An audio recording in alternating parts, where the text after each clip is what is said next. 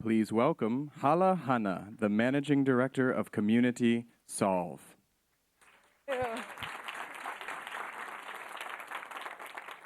Isn't Temi wonderful? Last year, Temi was selected as a solver, and this year, I don't know, is she in the room? I can't even see. Anyway, she's one of our judges for the Healthy Cities Challenge, and I hope she enjoyed it. It must have been very different to be on the other side. But I want to give a big thank to Temi and other judges. They really did not have an easy job ahead of them. So thank you very much.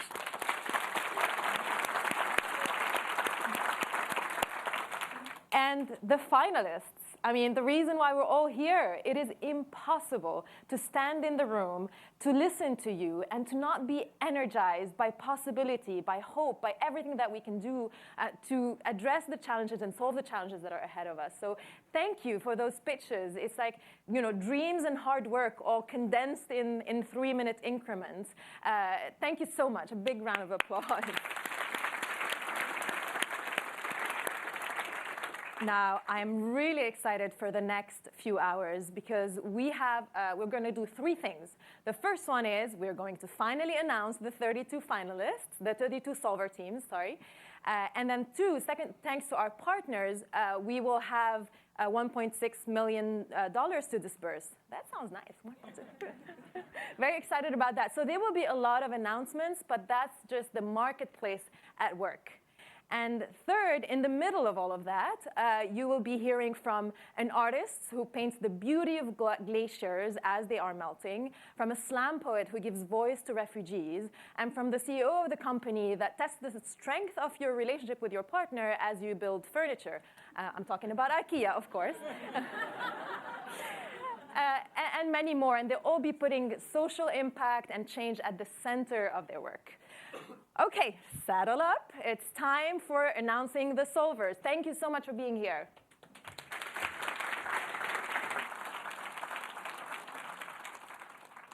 To announce the selected Healthy Cities Solver teams, please welcome Pooja Wagh, Lead for the Health Community and Director of Results Measurement at Solve, and Katja Iverson, the President and CEO of Women Deliver.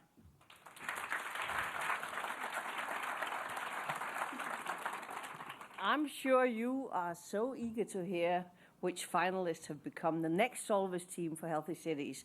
So we heard 16 inspiring pitches with solutions tackling everything from disease outbreak, urban violence, to access to care for the most vulnerable.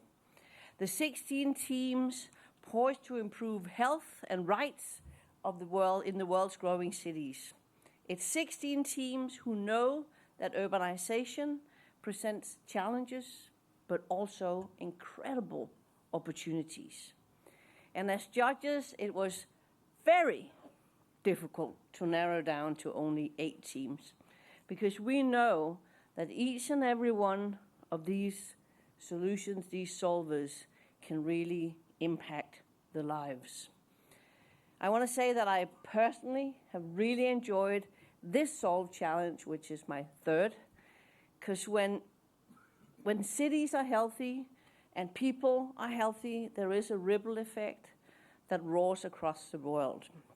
Healthy people have a better chance for the education, for getting and keeping a job, and for participating in a workforce and work with their communities. So it is a virtuous cycle, and that is exactly what Solve does so well. It ripples, it roars, and it creates change. But without further ado, I'll ask the following 8 finalists to come up to the stage. They have been selected as solver teams. As I read up your names, please come up. We'll wait with the applause until you're all up here. So, shape up. Come up. Fair Cap Clean Water. iThrone Evaporative Toilets, Omnivis, Sala Uno Eye Care for All, Blue Sky Analytics. Now it's getting exciting. There's only 2 left, eh? Raji and Care Mothers.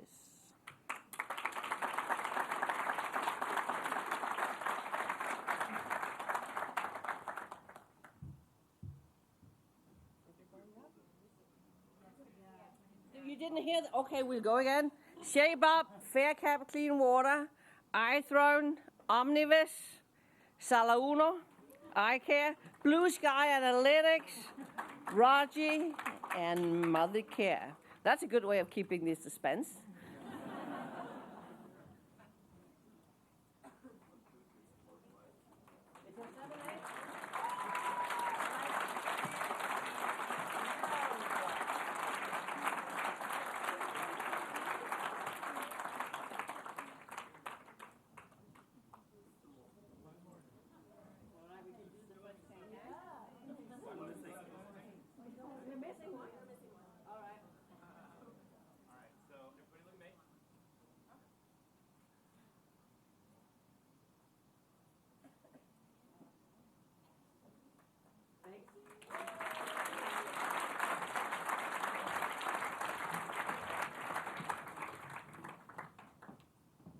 To announce the Innovating Together for Healthy Cities Prize, Nassar Al-Mubarak, the Director of the Office of Strategic Affairs at the Crown Prince Court of Abu Dhabi.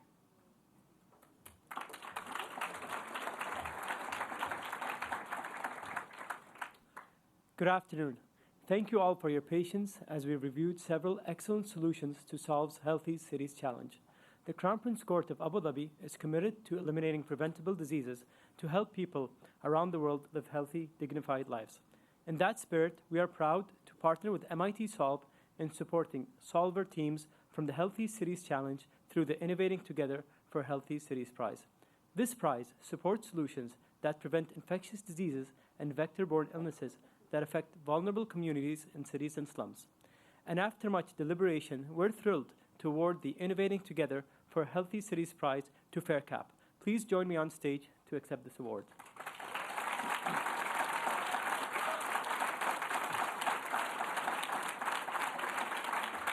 We look forward to working with you to scale your impact on preventing infectious diseases.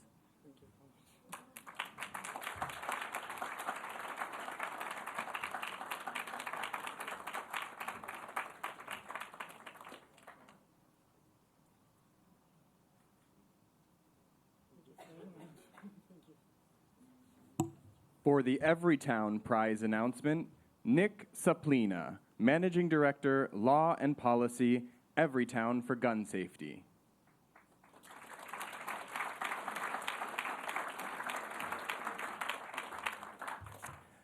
Good afternoon. Everytown for Gun Safety is a movement of Americans working together to end gun violence and build safer communities. From mass shootings to the acts of daily gun violence that don't capture national attention, our cities experience gun violence acutely. This is a public health crisis. About half of all homicides in this country occur in cities where 25% of the population lives. But we can end this crisis, and we are heartened to learn today about some interesting solutions and so much passion from entrepreneurs solving a wide range of issues. We are proud to partner with MIT Solve to provide the Everytown for Gun Safety Prize, which supports holistic, community-based solutions that contribute to reductions in gun violence and its impacts through the use of data or technology. We are absolutely thrilled to award the $100,000 Everytown for Gun Safety Prize to Shape Up.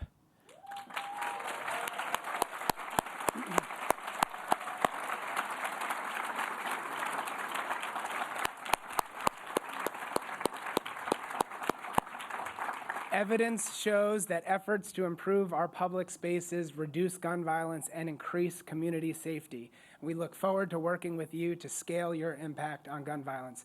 Please join me in applauding Shape Up one more time.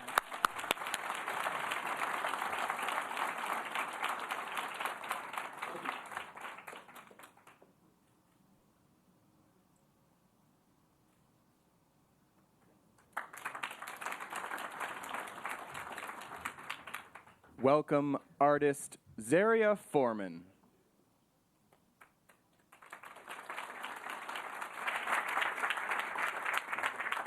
Hello.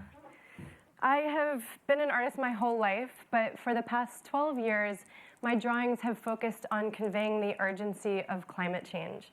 And I'm just going to emphasize the word drawings again because they're very often mistaken for photographs, which they are not. So I traveled to places where the ice is melting and where the sea levels are rising. And I've actually always had a deep love of landscape. And when you truly love something, you want to protect it, right? So my work has always been about showing you the beauty of these very remote places in the hopes that it will inspire you to protect and preserve them. So about 3 years ago, NASA invited me to join them in Antarctica as part of Operation Icebridge, which is an airborne science mission that has been mapping the ice, changes in the ice, at both poles for over a decade now. I actually thought the email was a prank, and I almost didn't reply. Thankfully, I did.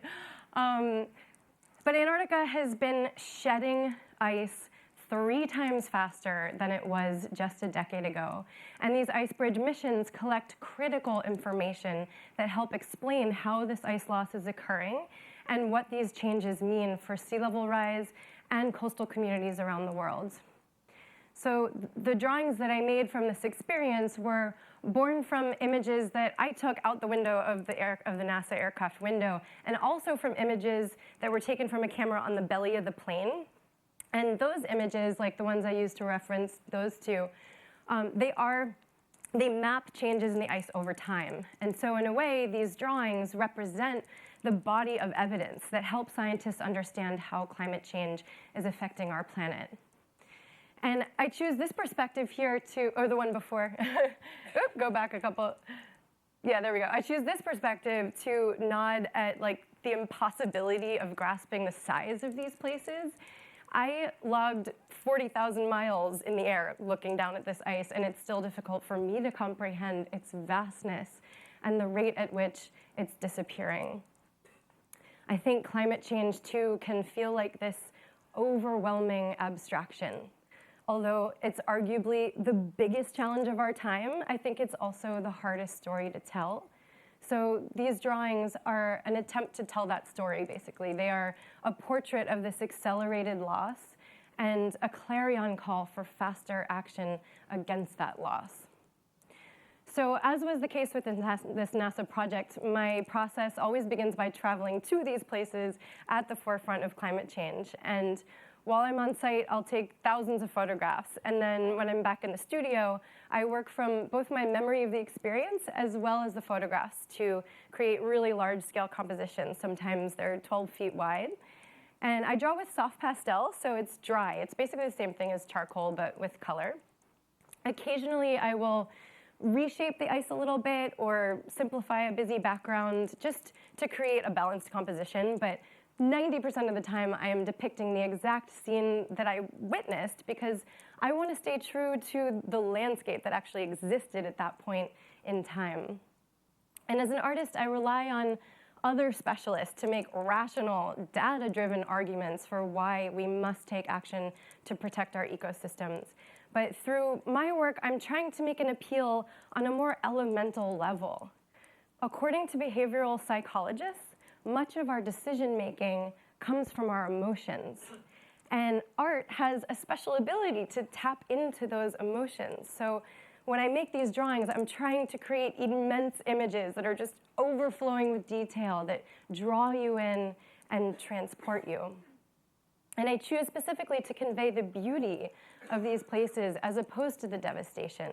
There is so much horrible news out there, devastating and terrifying news about climate change literally every day. The last 5 years have been the hottest on record. Extreme weather is wreaking havoc all over the world. The most recent IPCC report states or predicts that millions of climate refugees, famine, et cetera, on and on and on. But I prefer to focus on the positive change that's happening because we do actually have a lot to celebrate. Green energy has become far more affordable and accessible in the last decade. Over 1,000 institutions, including New York City, have divested in fossil fuels, totaling almost $11.5 trillion. And there's new economic research that shows that fast action on climate change will not only save us a lot of money, but actually create a lot of wealth. So real solutions exist, and we're already starting to see the benefit of them. And I just think it's a pretty effective tactic to emphasize the positive right? A bombardment of terrifying news, like what I threw at you a minute ago, is paralyzing. But focusing on the positive is, I think, empowering. So that's what I try to do with my work, to celebrate what is still here and to convey that it is possible to protect this earth that sustains us. So I'll assume that many of the people in this room know who Greta Thunberg is. You can switch to the next slide. If you don't, look her up. She's in New York City right now. Yay! But the reason why I bring her up is because she taps into something essential about climate change work, which is its purview is intergenerational, right? The work is about thinking ahead for several generations and how we pass the torch from one to the next. And I think I might be particularly attuned to this dynamic because of a debt I feel like I owe to my mother, Forman. She was a fine art landscape photographer, and in the last few years of her life, her work focused on the Arctic, and she passed that torch on to me. Her love of photography propelled her to the most remote regions on this planet, and my family and I were fortunate to join and support her on those adventures, from riding camels through northern Africa to mushing near the North Pole. In 2011, she and I were planning a trip together to Greenland. And we were in the very early stages of planning this trip when she was diagnosed with brain cancer, which very quickly took her life. But during those months of her illness, her dedication to the expedition never wavered. And so I made a promise to carry out her final journey, which I did in August of 2012, leading a group of artists and scholars on a 4-week expedition. So while I was there in Greenland, I scattered her ashes amidst the melting ice. So now she remains a part of the landscape that she loved so much, even as it too passes and takes on new forms. I really learned from my mother how to focus on the positive rather than the negative. And the thing that gives me hope today is that action on climate change has become unstoppable, right? We are the ones that innovated ourselves into this mess. And so I think we have the tools to innovate ourselves out of it, right? There are people and parties from different arenas working together in an ongoing way. And if we keep that up and if we speed that up, we can restore our planet. On our family travels, anytime we came across a really stunning view, my mom would go, "Oh my God!" And I sound exactly like her, so that's I'm channeling her. But she really saved it for only the best of the best. So she would do it usually just once on a 4 to 6 week trip. So every single time we approached a really spectacular view, my dad and my sister and I would glance at her and wait if it was going to pass the "oh my God" test. I tried to uphold her reverence, her legacy of drawing attention to the serenity of these remote places. And I tried to embody her resolve and intrepidness.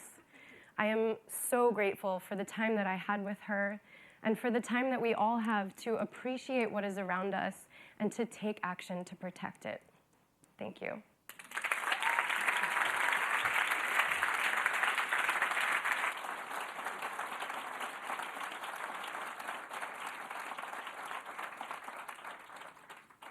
Please welcome Jesper Brodin, the president and CEO of Ingka Group, and moderator, Vijay Vaitheeswaran, the U.S. business editor for The Economist.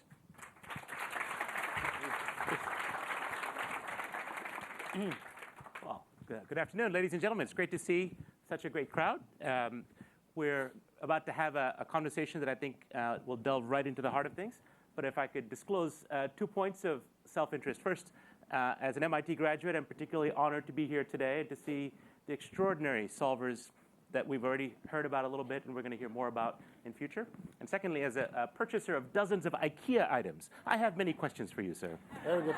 I have to start with the first question. This is not IKEA furniture. I know, clearly. Anyways.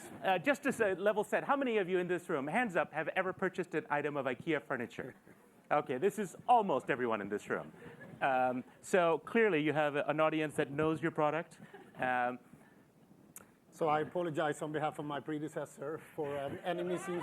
That's right. He's fairly new in the job. It's all being taken care of now. We'll get to that. We're here to talk about innovation for inclusive growth, right? That's the theme of our time together. So let's start off with, there are different pieces of that. Each word has loaded meanings, right? So let's talk the inclusiveness. Can you give us an idea of what inclusive growth and even inclusiveness means for your firm? Well, to start with, we're a company guided by a vision to be for the many people, to create a better everyday life for the many people.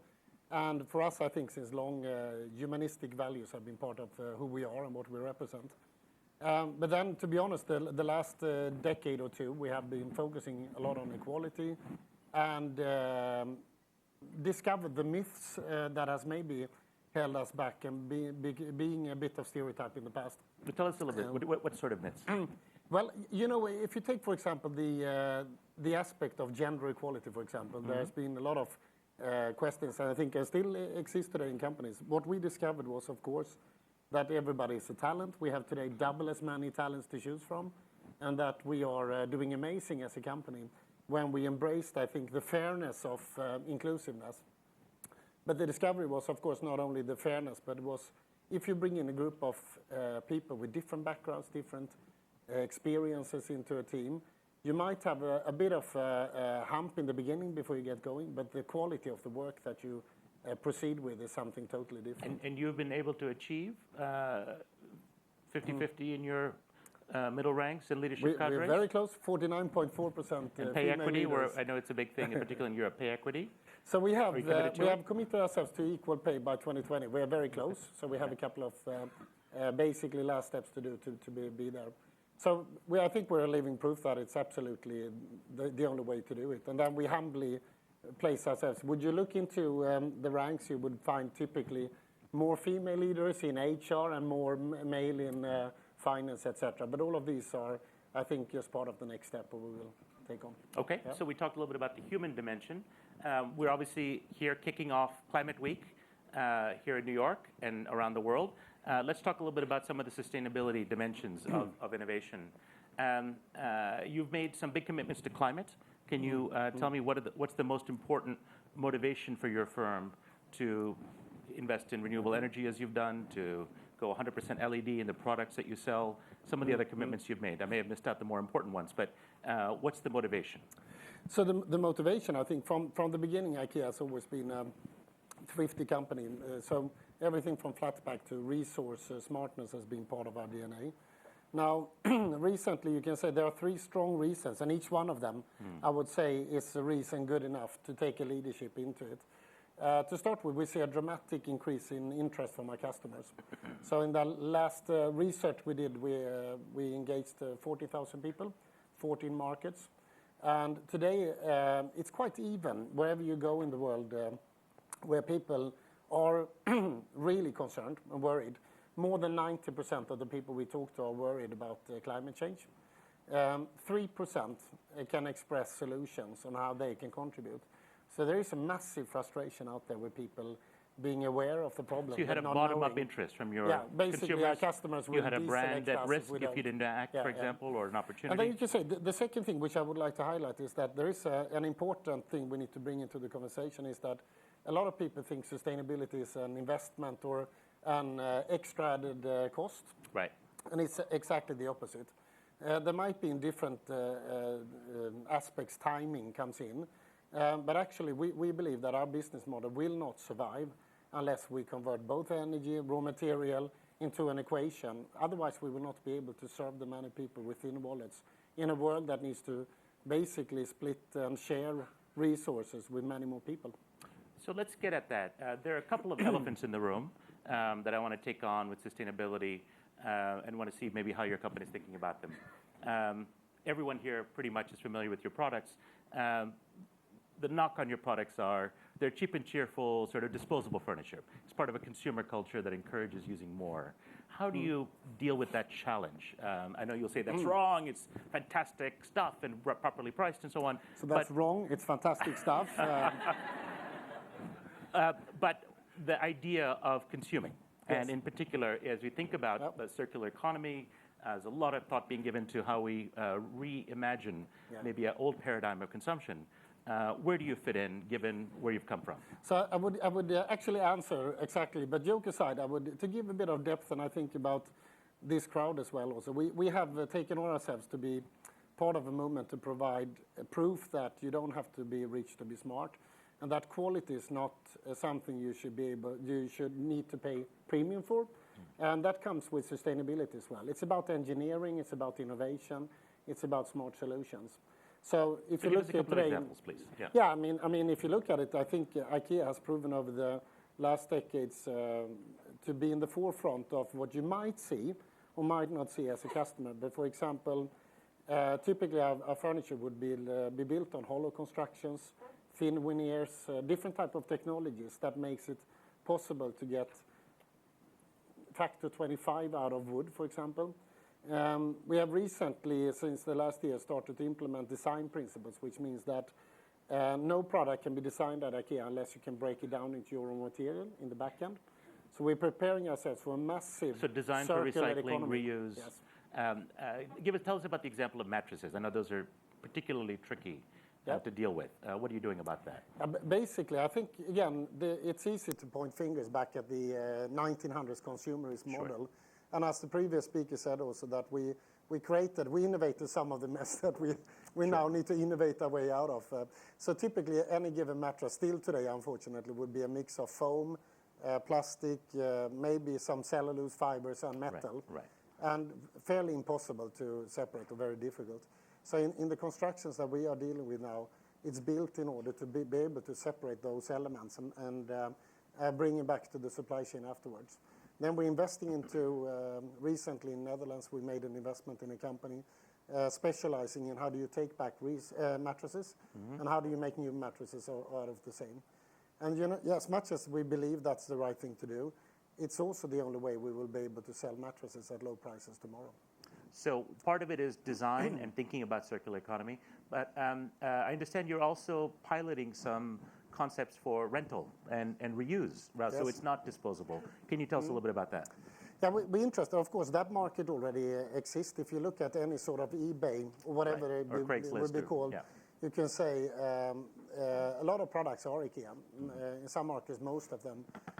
You can go, there are things like changing tables for when you have kids. They tend to go 20 turns before they consumed, etc. But we're looking into is there an interest for people to actually rent furniture or lease furniture? We're testing it in 7 markets right now, and it is ongoing work, but there's been a huge interest. I think partly, to be honest, it's a bit of a cool new thing, but also a lot of categories of people embrace that. Students, people who move a bit more often, people maybe on a job for a year or so on, who don't want to commit and make the investments, are interested in that. Okay, so you've got some answers on that. Let's look at the other elephant, which is, of course, you are one of the world's leading, if not biggest, consumers of wood, industrial consumers anyway. And in a world that's very concerned about the world's forests and so on. I remember some years ago, an oil company, British Petroleum, tried to rebrand itself as Beyond Petroleum. I challenge you, will IKEA ever be beyond wood? We will definitely be beyond petroleum, I promise that. Okay. I think I would challenge that statement. Wood is, again, we will be part of consuming raw material. We need to find new equations on how does a circular economy look like in order to reduce some of the unnecessary use of material.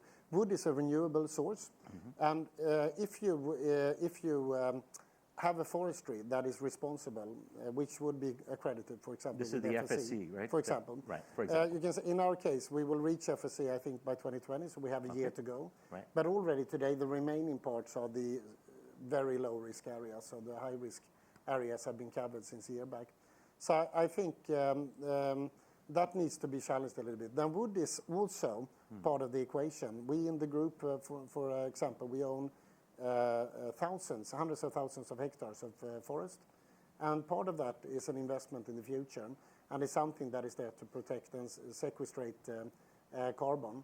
So wood is going to be part of the equation going forward, and part of that we're going to use for our needs. Tell us a little bit more about that. There's a lot of interest in some of the moonshots or alternative approaches to thinking about climate change. In fact, this week, The Economist, for the first time in our 176 years, we put out a themed issue. Of course, it's the climate issue. Yes. I encourage you all to read it, mostly, though I have written in it also, my more thoughtful colleagues have written some wonderful pieces that I encourage you to look at. But one of the themes that is looked at is what do we do about if we do overshoot, or how to think about alternative forms of carbon sequestration. Is that something explicit you've asked your scientists and innovators to look at? I mean, you're a furniture company. You don't have to do that. But you mentioned it in passing, so I want to hear what you're thinking. So basically, we're having a dialogue right now, and the experts in my organization believe we should not, at least primarily, go for compensation models, but we should really resolve the core. I'm personally, to be honest, I'm still interested if compensation models are still better than doing nothing, so to say.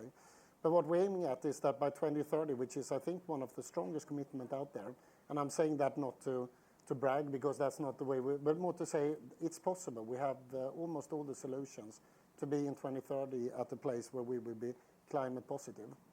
Now, what does that mean? Could you define that term? Oh, hard work to start with. No, but I mean, what do you mean for your corporate perspective? That means we will reduce more greenhouse gases than we emit. I see. Yeah, so it's a big that's a big statement. thing to say. Yes, and if you look at the equation on how that is being geared, it's to start with, it's not something where we only commit, but it's something we work with organizations like Science-Based Targets. Right. So there is an arm's length distance of accrediting our own goals and then following them up.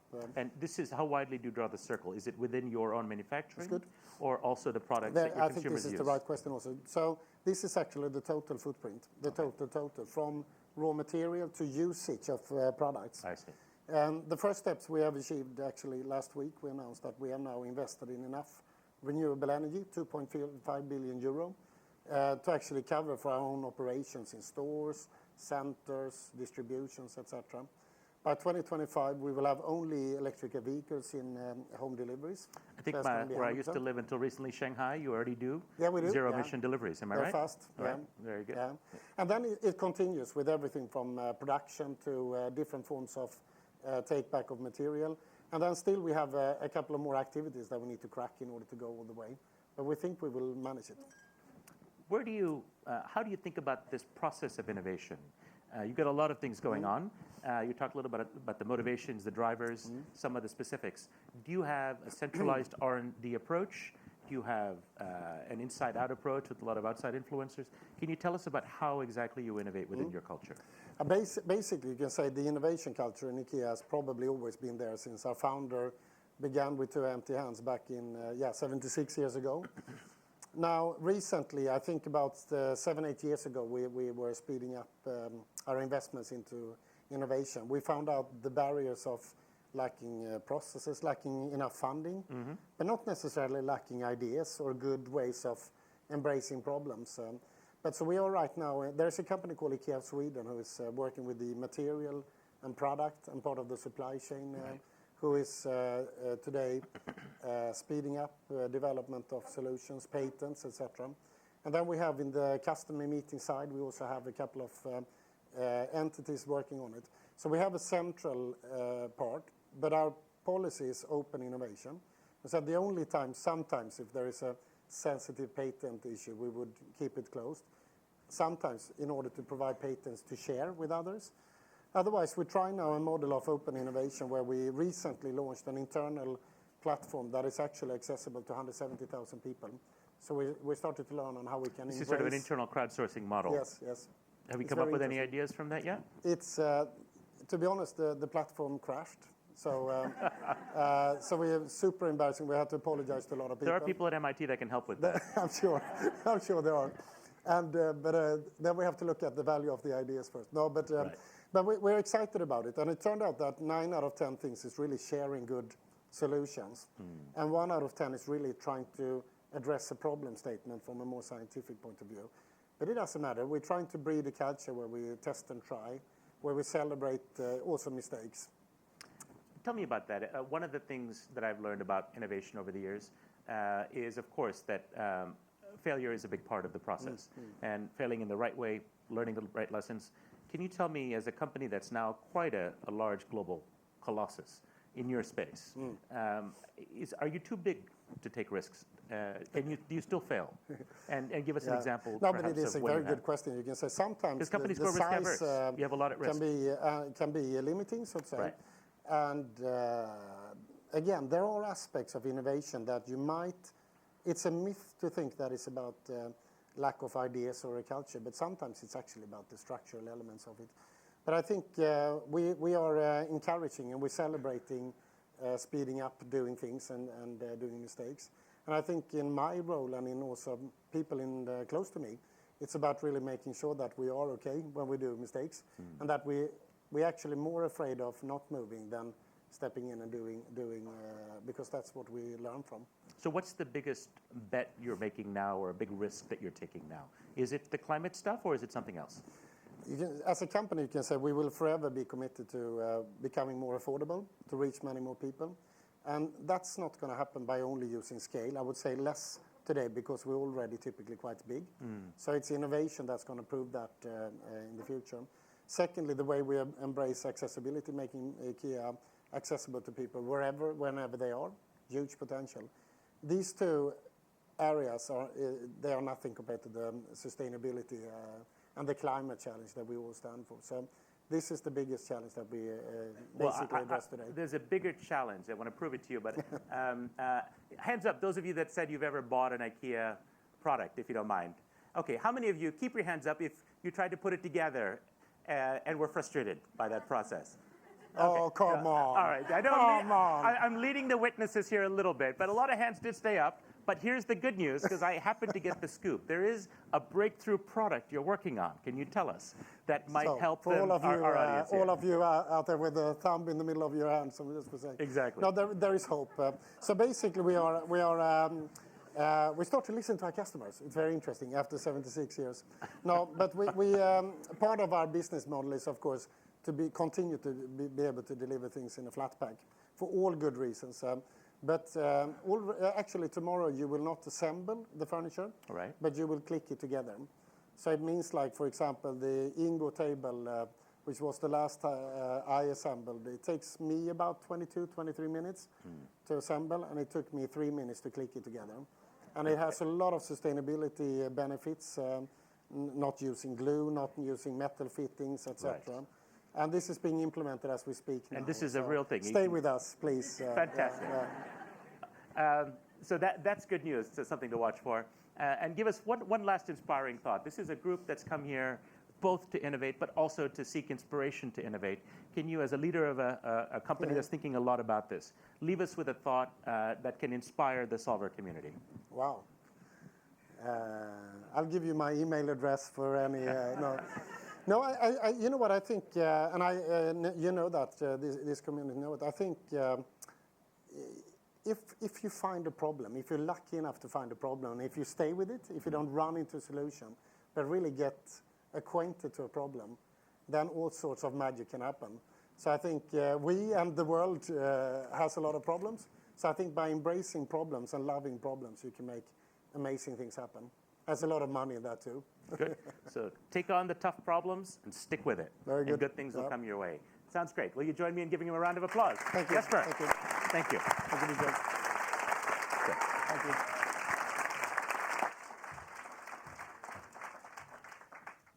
To announce the selected community-driven innovation solver teams, please welcome Monica Gangos, the First Lady of the Republic of Namibia, and Carlos Centeno, the lead for the economic prosperity community at Solve.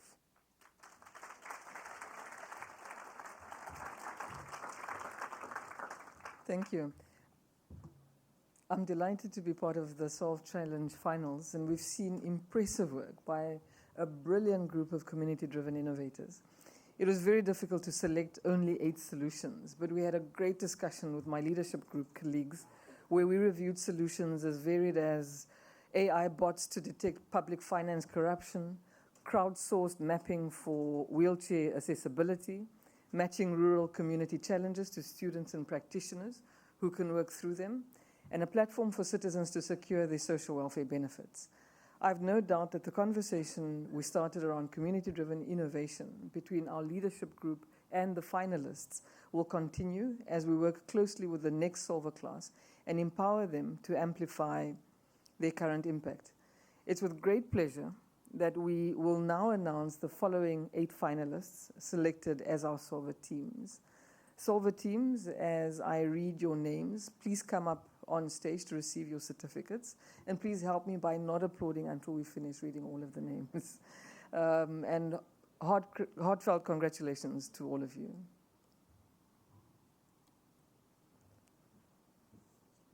Okay, so the first one is WeLog. Okay, so we'll not clap until the next one. We've kind of been failing at this the whole time. But,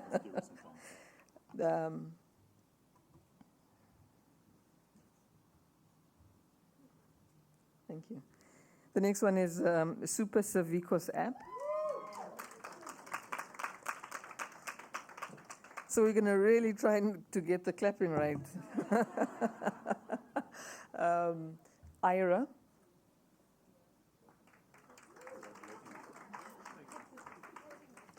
We're really failing at this. No clapping for Pocket.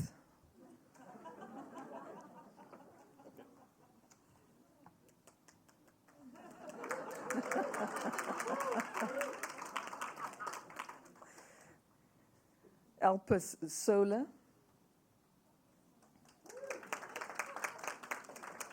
Okay, I've given up. Clap away. Ritos.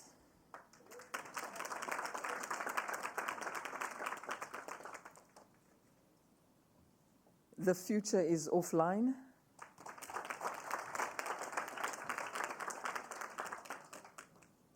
And the last one is RevelaGov.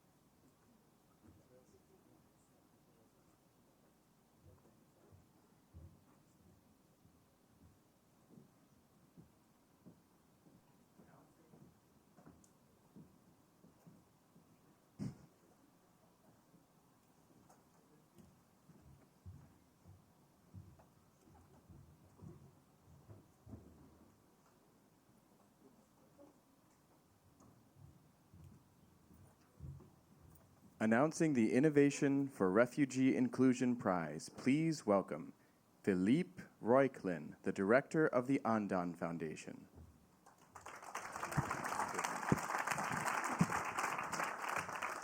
Good afternoon, ladies and gentlemen. With refugee numbers on the rise and governments scaling back support worldwide, it's clear that we need new solutions to ensure that refugees are integrated into their host communities.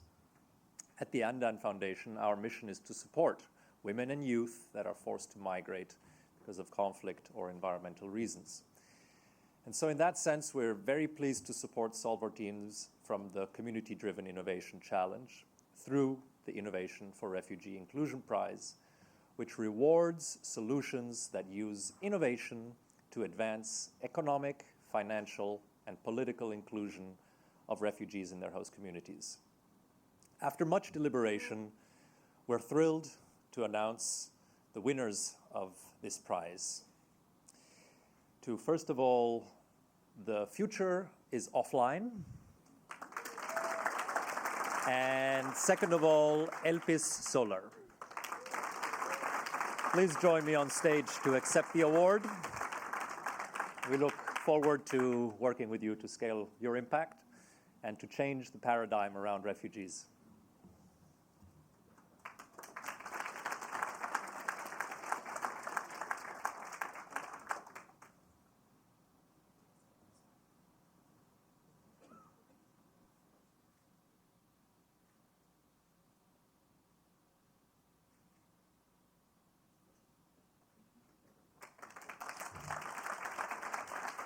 To announce the Morgridge Family Foundation Prize, welcome the Foundation's Chief Disruptor, Carrie Morgridge.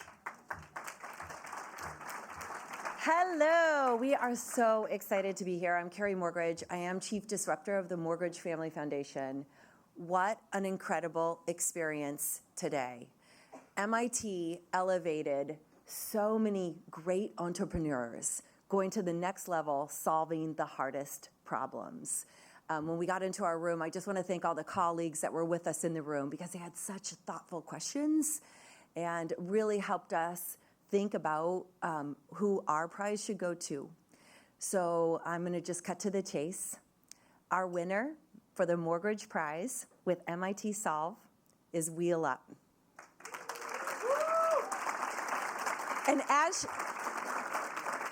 she comes to the stage, I just have to say how important this woman is. A woman-owned company changing the world because something came into her life that was traumatic and changed your life forever. She's a hero because she didn't take a step back. She took a step forward for society. And she alone is going to change the lives of millions of people because of her innovation. So it's just such an honor to have you be the first Morgridge Prize, and congratulations.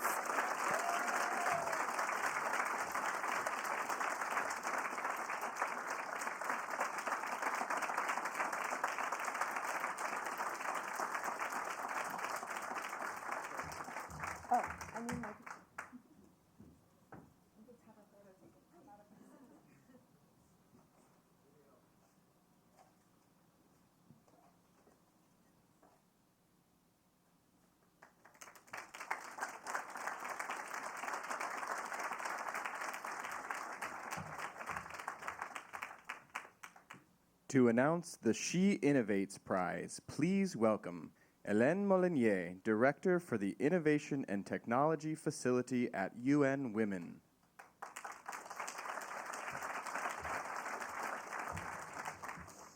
Thank you so much for your patience. Thank you so much for all your, I would say, I want to first thank all the women out there who came on stage today, who pitch, who share their vision. I know you were a minority, but I know that one day there will be the same number of men and women on that stage sharing their vision.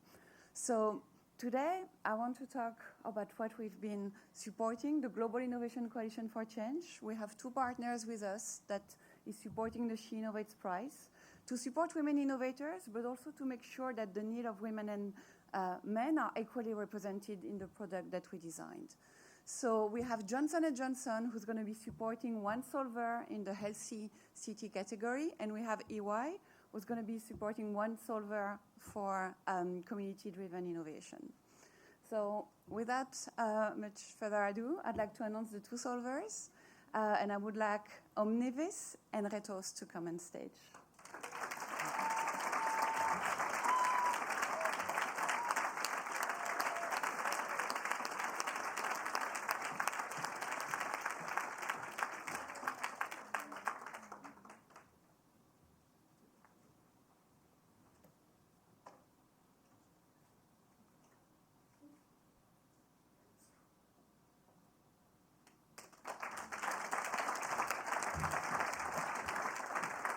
Please welcome UNHCR Goodwill Ambassador, Emmy Mahmoud.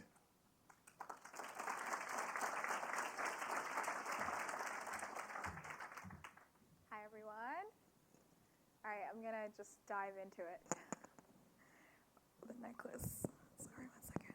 All right, cool. My plane lands in El Fasher, and I instantly fall 20 years backwards in time. Dirt roads and nameless streets, my earliest memories almost perfectly preserved. My younger cousin tells me to smile. The dog filter over our hijabs makes this easier to do. I tell her how magical it is to feel like we've grown up together, even though I've only known her for 2 years. The phone between us changes what it means to be family, as we parse through the wreckage of what was and try to write anew, to see the world through one another's eyes. A few weeks later, the revolution begins. And the same VPN I downloaded to get filters in the Sahara with my cousin is the only thing connecting me to the world outside. They say our lives will never be the same because of technology. I say technology will never be the same because of us. I'm drawing water from a reservoir to help my great aunt with laundry one day. I'm documenting network interruptions across the city the next. You can't know how crucial a viable network is until you've spent a generation in isolation. You can't know how powerful an electric grid is until you've marched on a moonless night. You can't know how important a water pump is until you've shut down an entire hospital to dig a well. You can't take an entire country offline and have no one notice. Days offline turn into months, and still, Blue for Sudan trends worldwide, and still, the revolution is not only televised, but also broadcast, posted, shared, reshared, transmitted. We distribute codes and tips for how to get around network blocks, how to successfully find shelter, how to carry out a nonviolent revolution, how to crowdfund freedom. There is no behind the screen anymore. You can no longer create something without thinking about the people who use it. A country stuck 20 years backwards in time is catapulted forward at the speed of light, or at least the speed of ideas. In a time more rife with questions than answers, every one of us becomes an answer as we amplify our voices, rectify the record, shape the world one contribution at a time. One machine, one woman, one job, one protest, one meme, one headline at a time. My hands shake as I sit, as I type, as I travel, as we lurch forward one advancement at a time, each step bringing every one of us closer to our own self-actualization. I think the world becomes itself every time one of us finds fulfillment. I think the world becomes itself each time one of us finds ourselves. I found myself on a screen for the first time in the year 2006 when I saw my great-grandparents' house on the computer thousands of miles away as we took a break from the constant pain of genocide to memorize the shape of our city in case it didn't last another day. I never imagined that 12 years later, the dictator would fall. That 12 years later, our voices would be heard. That 12 years later, people would look at high-altitude balloons and think, we could use that. That environmentalists would plant trees with drones. That mothers and daughters would break age-old stereotypes with the touch of an app. I never imagined that 12 years later, I'd be standing in that same house next to that young woman who shares my face, my family tree, and a million pictures between when we meet and when we see each other next. Our hearts full as we prepare to move forward, armed with nothing but our phones, our smiles, and the sheer conviction to shape the world better this time around. Thank you.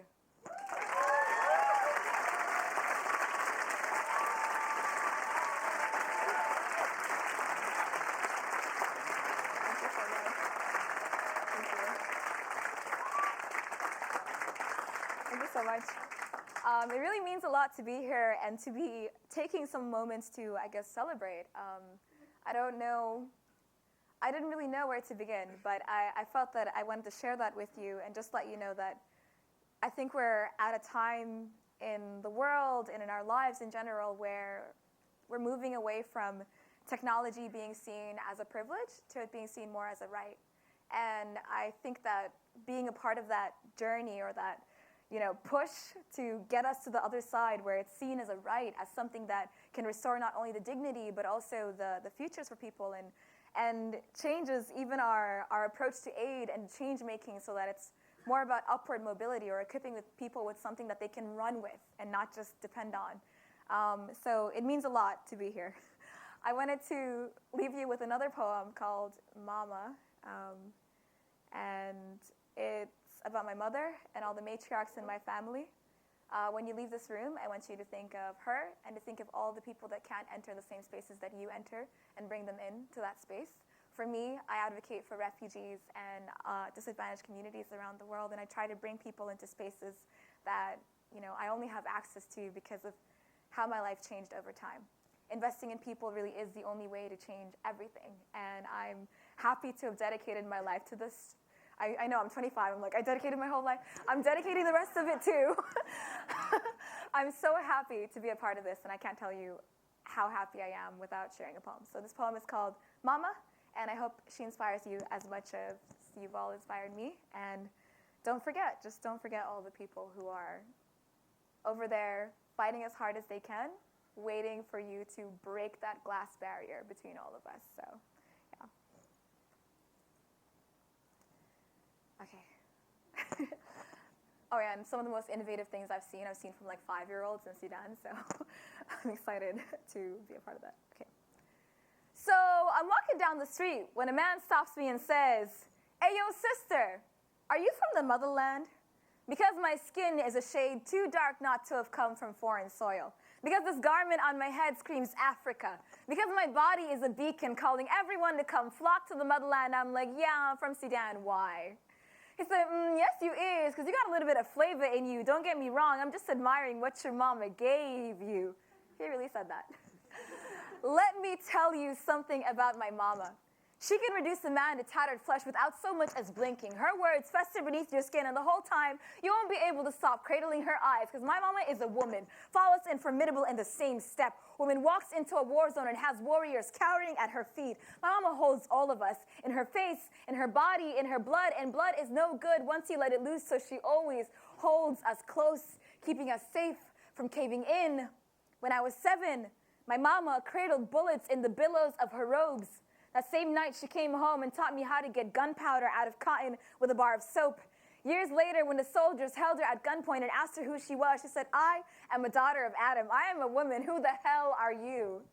And the last time we went home, we watched our village burn, soldiers pouring blood from civilian skulls as if they too could turn water into wine.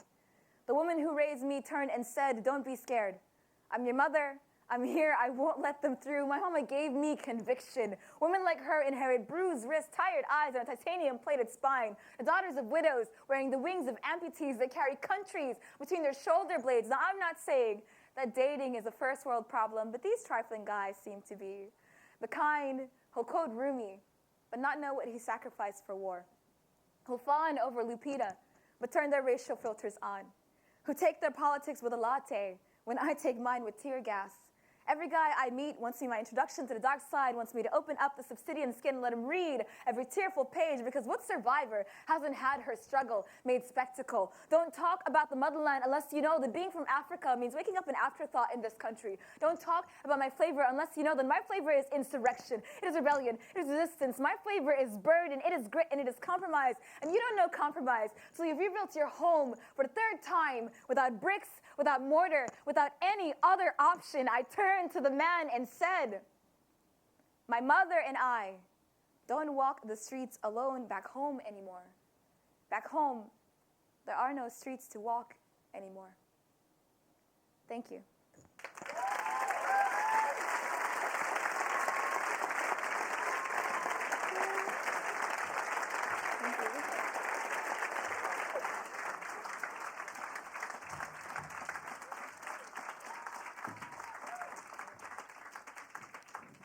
Please welcome panelists. Monique Idlett, the founder and managing partner of Rain Ventures. Fred Swaniker, the founder of African Leadership Group. And welcome back our moderator, Vijay Vaitheeswaran. Oh, wrong.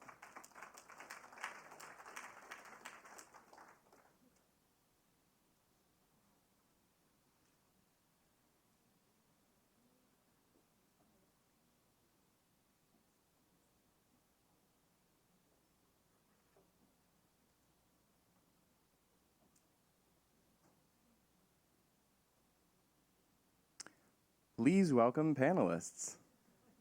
CEO Grow Intelligence, Sara Menker.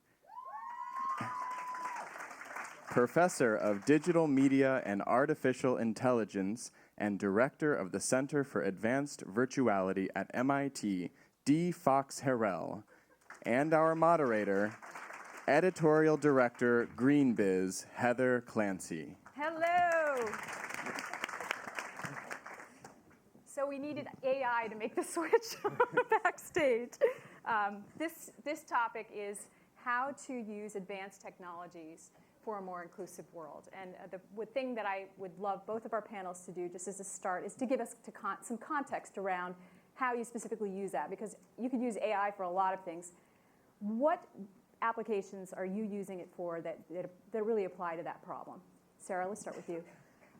So I'm the CEO of a company called Grow Intelligence, and we use AI for essentially solving for global food security. I mean, in kind of a simple sentence. And what we do is we harness really large, disparate data sets that reside in kind of all pockets of the world, whether it's satellite imagery or government reports or trade organization data, et cetera, and have built a language that essentially normalizes all of that, and then built a predictive engine that essentially lets us forecast the supply, demand, or price of any agricultural commodity anywhere in the world.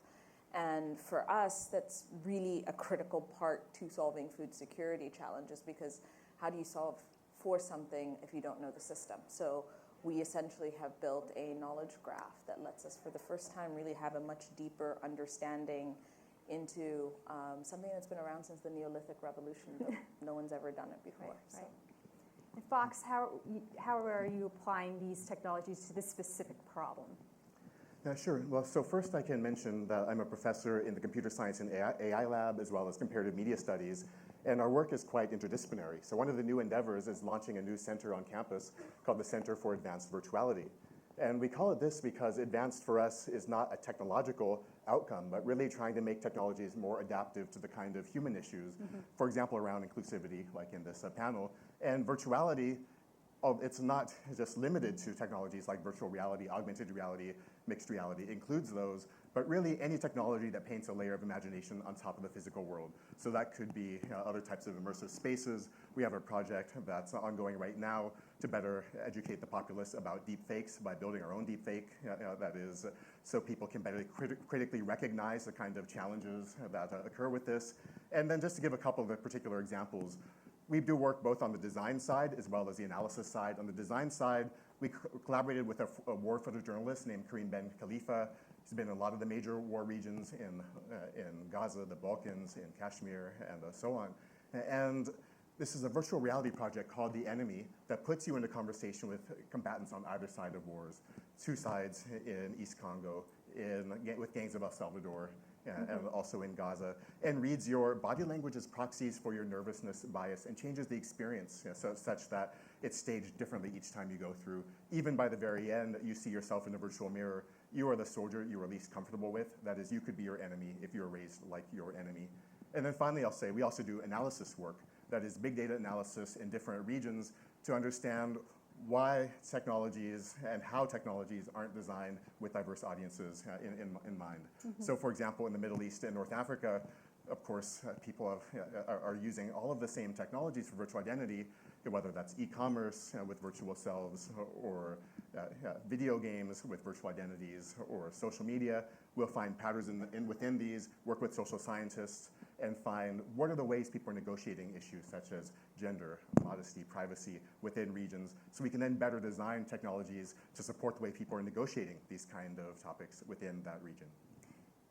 Okay, we're going to get deeper into that in a moment. I want to go to you mentioned food security in your introduction, and one of the statistics we've all heard is this 70% more food. We need 70% more food to sustain the world's population, the issue of scarcity, security, and so forth.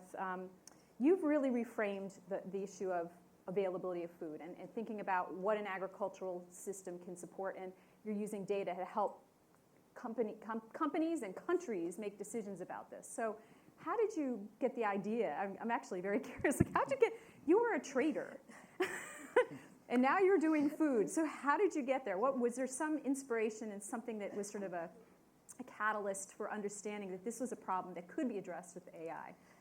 Yeah, so it's a fair enough question. I was born and raised in Ethiopia, ended up coming to the US on scholarship, and then did what most international students do, which is end up on Wall Street, because Wall Street sponsors your visa and they pay. Yeah. Okay. And I became a trader. I became a commodities trader. I traded energy, so I used to trade oil, gas, power, mostly natural gas. But in the time that I was trading, I very quickly, I lived through the information revolution in the oil and gas industry. There was a time when if you had an oil producer come out and say, they have some property and they want to sell the oil to you 3 years forward, it was impossible. By the time I quit, I could essentially give them a 20-year price and do it very comfortably. And the markets had gotten so efficient that the transfer of risk was very possible. And when the financial crisis happened, I lived in a world where a lot of people thought the world was coming to an end. And my view of the world coming to an end was very different because I grew up in communist Ethiopia where food was rationed. And I said, well, if the world's coming to an end, I'm just going to become a farmer and I want potatoes. And that's really what got me into agriculture. That slight interest turned into an obsession over 4 years until I quit my job because I thought, you know, first things first, if we're going to fix the inefficiencies we see, and it's kind of a long story, but we need to understand it. Like, I knew what every molecule of gas was doing across every pipeline everywhere in the world every single hour of every single day. I knew what the power transmission grids were doing. That is the way we need to understand our food system and our agricultural system. And what I realized is that those basic building blocks did not exist. And you can only really trade 4 agricultural commodities in a market, but we're tracking something north of 20,000 different agricultural commodities. And so you really have to start thinking in a way where you say, so part of my inspiration was, how do I do for ag what we did for the energy industry, but recognizing, or at the time foolishly not recognizing, because I would not, have quit. My life was perfectly fine. But like, how do you fix something you don't understand? So how would a country use that information to change an infrastructure maybe that's not supporting the system right, or to even suggest that people put a different crop in place? Okay. Let me give you 2 real-world examples. 2012, the U.S. had a terrible drought. The U.S. is the world's largest producer of corn. Back then, it was the largest producer of soybeans. Now it's Brazil. But a drought in 2012 for corn in the U.S. means that global corn prices go up. Global prices going up in the U.S. actually impact the price of corn in Kenya. Now, meanwhile, Kenya actually has very high import taxes on corn to protect domestic farmers. Sure. The Kenyan government was blind to the fact that a disease was starting to spread in the Kenyan corn crop as well. So they didn't remove the tariffs fast enough. So essentially what ended up happening is that in 2012, Kenya essentially lived a reality where corn prices were like 4 or 5x. And by the time they removed the tariffs, it was like you were buying at all-time highs in the market. A product like ours actually lets you detect the spread of disease. It lets you understand your connection, even as a Kenyan market, to the global market, and how that interplay works. And that's it's very kind of complicated to stay on top of all that. Sure. You need real-time tools. Now, Fox, you mentioned a couple really intriguing examples at the beginning. I know that it's more boring, perhaps, but there's an example that you talked to me about in the green room of workplace application for some of the things you're doing. Could you go into more detail on that? I think it would be very fascinating. Yeah, sure, I'd be happy to. Yeah, and actually, I think it's not boring, really, for us. It's to make this kind of application more engaging. Real. Right, yeah. And the idea is that one, we build platforms that can, so we just got a patent on a system which is for modeling user identity in a more nuanced kind of way. That is mathematically looking at how people fit into categories, not like a taxonomy, like you have X number of characteristics and so you're in that category, but rather looking at gradient degrees of membership in social categories. That could include demographic categories, but also taste, preferences, and so forth. And then also looking at your trajectory as you move through categories. That is, if you're playing a video game, if you play aggressively and then peacefully, or you're monotonically increasing your aggression, or you're listening to your favorite music streaming site and you listen to punk rock half the time and jazz the other half of the time. It's very different if you listen to half all the time, or every morning you're listening to rock and every evening you're listening to jazz. You want to give very different kind of reactions. So what we did was leverage that system to build interactive narrative about sexism in the workplace. Right? So it looks like a kind of typical streamlined email system. You play as an HR executive, but you're getting messages in that are each coded with different types of sexism from one of the kind of major models of sexism in social science, which is Fisk-Glick's ambivalent sexism model. And as you answer these emails, it's tracking your movement through categories, like are you a protective paternalistic person? Are you doing complementary gender differentiation? Are you practicing hostile sexism and so forth? and changing a huge host of kind of eventualities so you can both become more critically aware of these kind of issues and also play through the experience differently each time. Besides that, there's the empirical piece, which is we're measuring your reflective engagement as you do this. So it's built into online courseware. After you go through, you also have a debriefing component. And then finally, we look, did you challenge your prior biases when you went through the experience, and actually measure this. And it goes far beyond just mostly what's measured in these kind of systems is just completion rate. Then sometimes you might have a quiz at the end. This time we're actually looking, did you challenge your presuppositions ahead of it, and doing this in an empirical way, and more than that, making it into a narrative so it's also more engaging. Yeah, so you brought up bias. So I need, how do you each respectively really, I mean, Sara, how do you make sure there's no bias in your system? What would bias look like? I don't even know. Yeah, so we keep it simple. We basically essentially have a census in the company, and it's by design from day one. This is how we've built it. 1 in 3 people is a different ethnicity or nationality. We have about 26 or 27 different disciplines. Our age range is 21 to 67, and we speak something like 24 languages. If you are going to model a complex real-world system, have the team that's building it reflect that.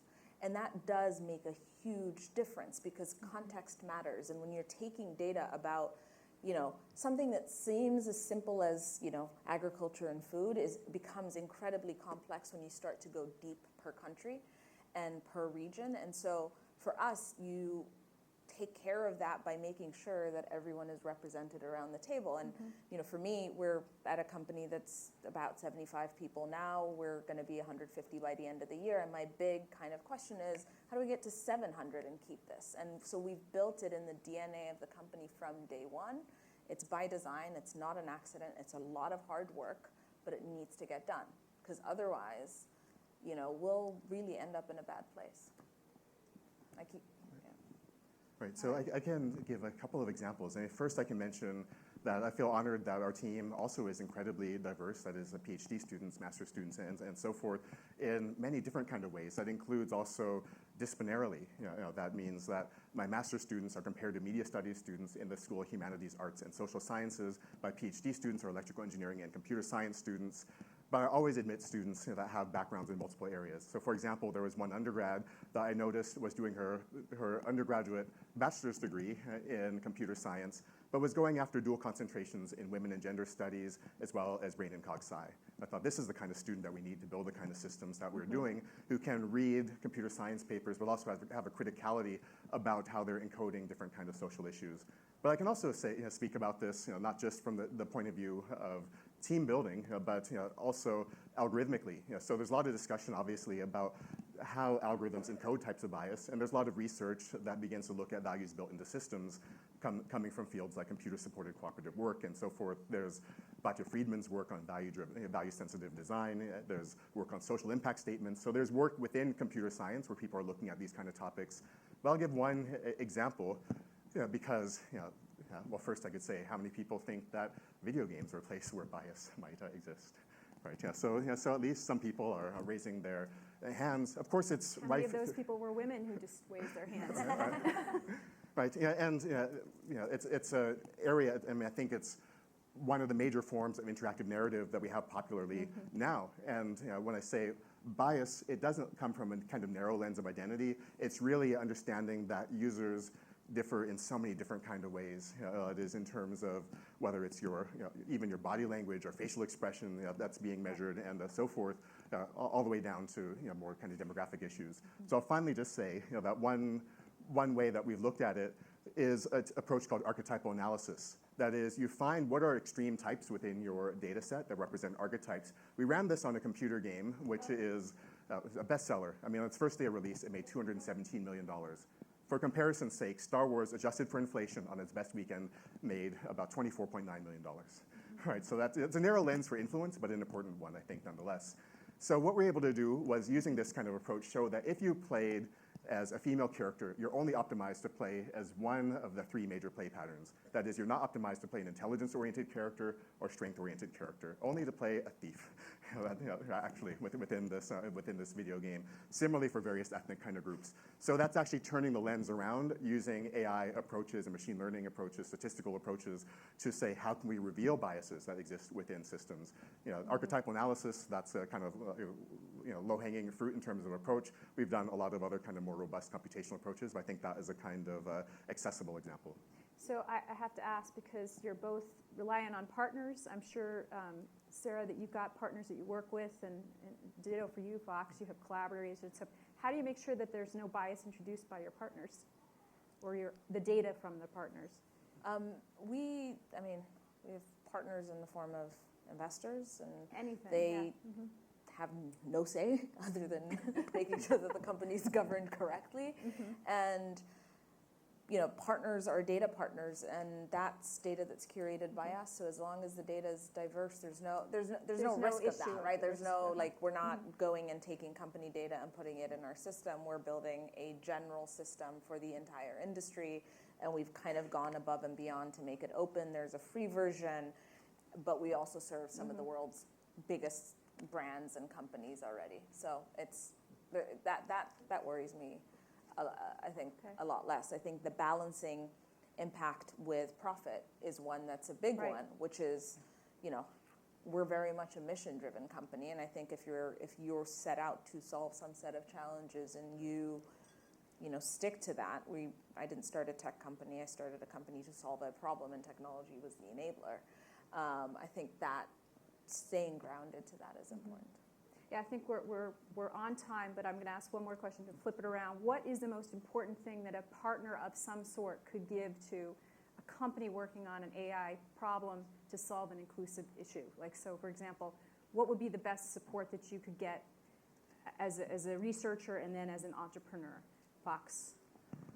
Sure. Well, I think one side of it is just a kind of broad vision that understands the different dimensions of the project. And so that means that understanding that the impact, the social impact, cultural impact, the kind of aesthetic engagement, as well as the empirical work and technical work, those are all intrinsic to the success of the work. So I'll finally just say that it's really realizing that the social cultural impacts of the system should be considered as intrinsic to the art and engineering of the systems. For us, like I said, we're a platform. Neutrality has mattered a lot to us. That means we work with everyone, including sworn enemies, and literally, we work. We don't have an opinion on anything. We're a platform that enables decision making.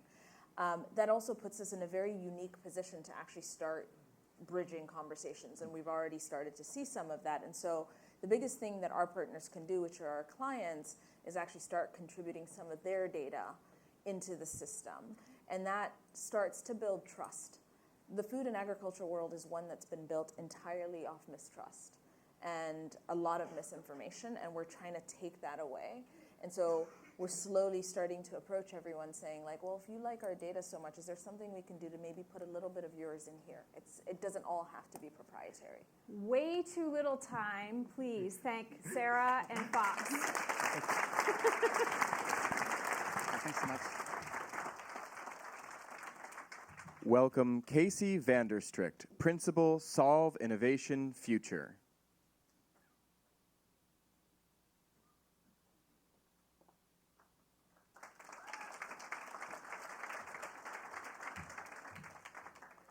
Hi, everyone. Thank you for letting me take a few minutes of your afternoon. I know we've had a really packed day, and I'm thrilled to be here with you today as Principal of Solve Innovation Future. We're really excited to be talking about the next chapter of Solve, and as we continue to evolve, and what Solve Innovation Future is a part of that next chapter.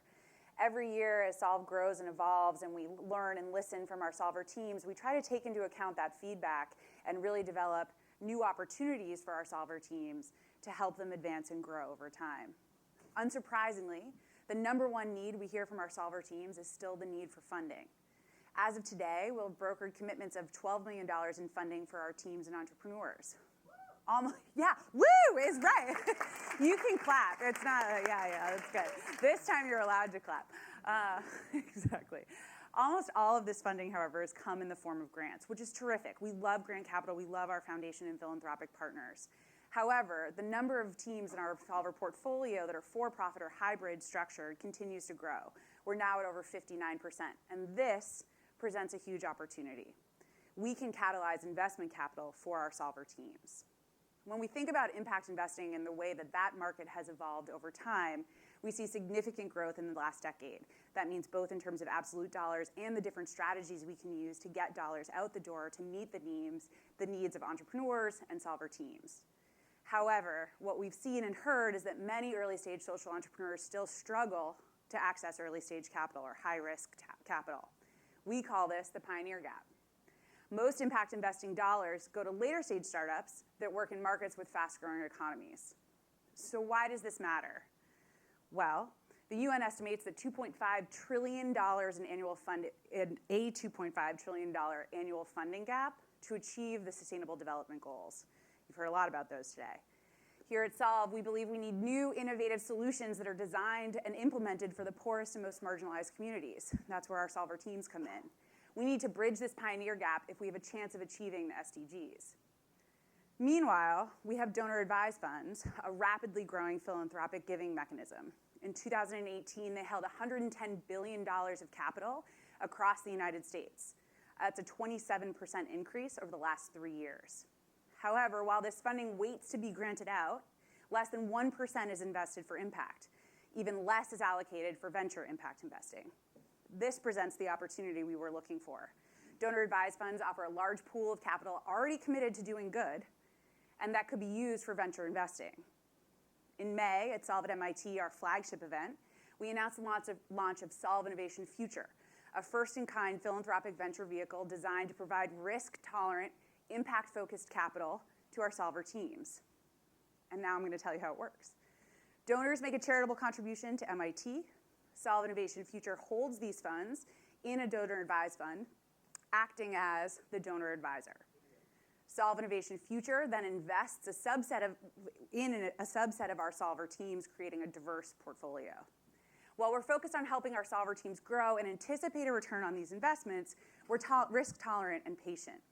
Profits from our investments will be reinvested in Solver teams in future classes, creating a recyclable instrument and serving as a proof point for other DAFs to embark on a venture investing and demonstrating renewable, disruptive philanthropy. We really believe we can be a proof point for the field and really push the field forward while doing well and doing good by our Solver teams. Over time, we aim to raise $30 million from donors.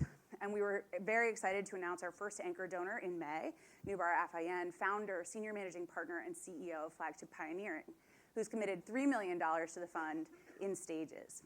Several additional donors have come forward over the summer, and we're really excited about the growing momentum behind the work. If you'd like to get involved, please do get in touch. We need your help. We need your support. We need your brains. Of course, we're looking for donors and interested in advancing the needs of Solver teams and supporting this innovative model through a single tax-deductible contribution. But we also want to hear from experienced impact investors who are interested in volunteering their time, their expertise to help us structure the work. And finally, and most importantly, for the Solver teams who are here today and who've been selected, congratulations. We're really excited to get to know you better. In fact, we've been stalking you for months. If you're looking for investment capital, super, that's awesome. You'll hear a lot more from me over the coming months, starting with a more detailed session tomorrow. Please, please do reach out with questions. We are over the moon excited to have you here today, and we look forward to working with each and every one of you to pushing the work forward. Thanks so much.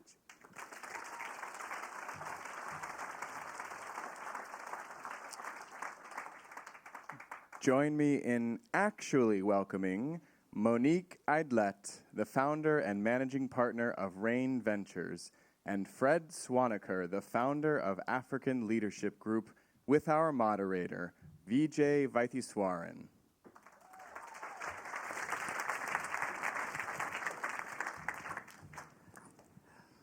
Hello again, ladies and gentlemen.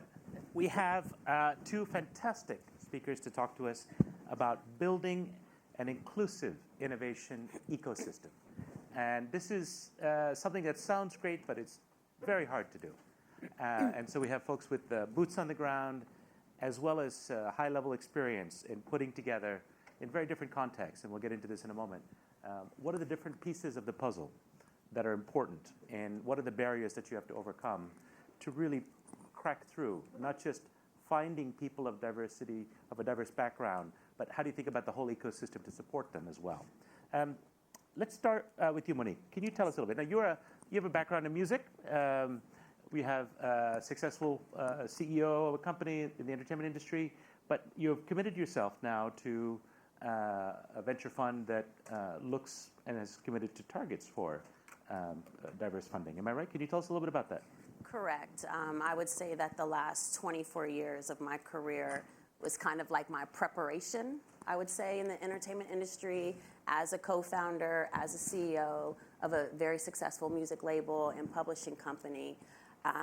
When technology started impacting us, chose to go back and get my MBA, and there was introduced to angel investing.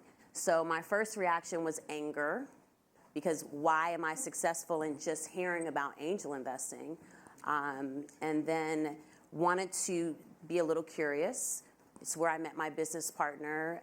She and I started trying to see if we could prove a thesis of kind of finding that lens on women and people of color, and creating an all-inclusive diverse portfolio, not just with those two things.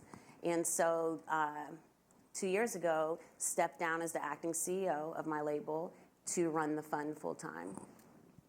And what has been your early experience? I know it's early days, too early to talk about, you know, where's the Google that came out of it or something like that. But just in terms of the early startup phase, what did you look for? What kind of deal flow did you get? What were the challenges? Can you tell us a little bit? So deal flow has not been a challenge. In fact, Rain Ventures is actually known in our community as a founder-friendly fund. What is the challenge is... Can you tell us what that means? Founder-friendly. So it's not our mission to just fund financially. I think that we've seen a million times over, we're funding, you know, just because you have funding doesn't mean that you have everything that you need. As a founder, as a CEO, I'm also aware that, and my business partner was also a founder, also a CEO, came off of Wall Street. So these things are really important, which we are able to know that these founders need more than money. They need resources. They need access to information. They need that support system built. They need advisors, you know, things of that nature. And that community also historically has tended to be less diverse than optimal. So how do you deal with a legacy world where a lot of the people in finance are not as diverse as what you aspire to? I think that in any category of business, we are really struggling with all the side effects of there not being enough inclusion and enough diversity. I think that no matter what background we have. So, of course, if you trickle it down to investment, where your family and friends is your first round, we know that most... Friends, family, and fools? And fools, the three Fs, yes. We absolutely know, myself being one of them, that you don't necessarily have that community of support. Right. And in fact, as I began angel investing, I actually realized I was becoming part of the problem, because every single angel pitch I went to, all the founders looked alike. And so I said, whoa, wait a second, I'm becoming part of the problem. So I think that just really, really focusing on what I know there's not enough conversation about, and more importantly, not enough solution for it. So that's what we focus on. Okay, so that gives us a little bit of an idea of the journey that you're on. Let's turn to you, Fred. You're the founder of African Leadership Group, African Leadership Academy, as well. And what are you trying to do with the organizations that you lead and support? What is your aspiration for the kind of entrepreneurial ecosystem that you're cultivating in Africa? Certainly. So our aspiration is to develop 3 million leaders for Africa and entrepreneurs in the next 16 years. That's a big number. Yeah, but it's a big continent. Africa is going to be 40% of the world's population by the end of this century. So the question we ask is who's going to lead 40% of the world? And so our mission is to create the leadership capacity for this continent. And I went to another innovative university on the other side of the country. It's called Stanford. And for my MBA. One of the reasons I went there was because I was curious about, is there anything special about the air in Silicon Valley or about the water? Because why is it that all this innovation is coming out there. So I said, I need to go and find out. And when I went there, to my surprise, the water tasted the same. And the air was the same. The only difference is that they give a 16-year-old kid with an idea a chance. That's the only difference. Those same 16, 19-year-old kids with brilliant game-changing ideas exist in Africa. The only difference is that no one is giving them an opportunity. And so our job, what we're trying to do is to find those people because they've actually, many of the greatest innovators in the world have actually already emerged from Africa, but they've been coming out by accident. You may have heard of a guy called Elon Musk. Sure. He's a South African, right? Today we can all get a heart transplant because the first heart transplant in the world was done by a South African doctor. The person who built the Mars rover robot that NASA sent to explore the red planet was a Ghanaian PhD scientist. So you have all these. So you have the human potential for sure, yeah, but the opportunity is not connected. It's already there, right. But it just hasn't been unlocked. So I believe that is the greatest potential of untapped innovation for the whole world. And what is the plan that you have to achieve, whether it's the 3 million or the even grander ideas that you want to achieve with leapfrogging innovations that can help the world? Is it to teach people entrepreneurship, which some people think you can't teach people entrepreneurship? Is it to provide finance and venture capital? Can you take us through? So our model is simple. Break it down a little bit. We select the top people in Africa with leadership and entrepreneurial potential. So we're looking for people who have the traits that make great entrepreneurs and leaders. So it's not just academics, but they have resilience, they have imagination, they have passion, they have creativity. The people who are going to come up with big ideas and more importantly have what it takes to execute them. They have to be a little self-delusional too. A little bit self-delusional, exactly. You have to believe you're the only one on earth that can solve a difficult problem. Lots of studies show this. A little bit crazy. Successful entrepreneurs have to be that little bit crazy. So the first thing we do is we select these people, and then we develop them. And we believe that you don't learn to be an entrepreneur in a classroom. You learn how to be an entrepreneur by being an entrepreneur. It's through practice. Learning by doing. Learning by doing, exactly. Right. So a lot of the work we do is giving them real hands-on experience and launching ventures at a small scale, developing those habits, and then they can scale up. And then the third thing we do is we connect this talent to opportunity. So helping them get access to the networks that they need, the partnerships that they need, and the investment that they need. So really, it's the ecosystem. Select the top talent, develop it, and then connect it. Where do you think are the richest opportunities? I mean, you've already alluded to with the population, the potential for what's been called a demographic dividend in Africa, what China enjoyed for a number of years, which India, if it gets its policies right, could enjoy as well, a youthful, energetic population entering the working force. What do you think are the sectors most promising where African entrepreneurship and innovation could thrive? Can you identify 2 or 3 for us? Yeah, certainly. There are several. I mean, one big opportunity is with urbanization. Africa is urbanizing at the fastest rate in the world. 800 million people are going to move into cities in the next 40 years. So that means that we have lots of challenges to solve in, housing, sanitation, transportation, urban energy, planning, of course, etc. Yeah. For example, who's going to build homes for those 800 million people? And recently I learned about a technology where you can 3D print a home in less than 24 hours for $4,000. That's the kind of innovation. So we'll leapfrog and go from building, homes in conventional methods using 3D printing. Healthcare, education. These are all big challenges with a big population that they need these access to these. So what I believe is that constraints drives innovation, and Africa has a lot of constraints. So when we figure out how to develop world-class healthcare at 5% of the cost of doing it here in the U.S., we'll be able to bring it to the U.S. Please tell us. We'd like to know about that. Yeah. We're all looking for solutions. So I think people need to look at Africa as a place where, yes, there's great opportunity for entrepreneurship, where there are local markets with real problems that need to be solved, but also it's a great place for innovation that can then be developed and brought back to the rest of the world. And that's where some tremendous value can be created. Now, we've seen already, for example, with M-Pesa and online banking, Africa led the world. Yeah. And so we've seen as hotbeds of innovation, different places in Africa.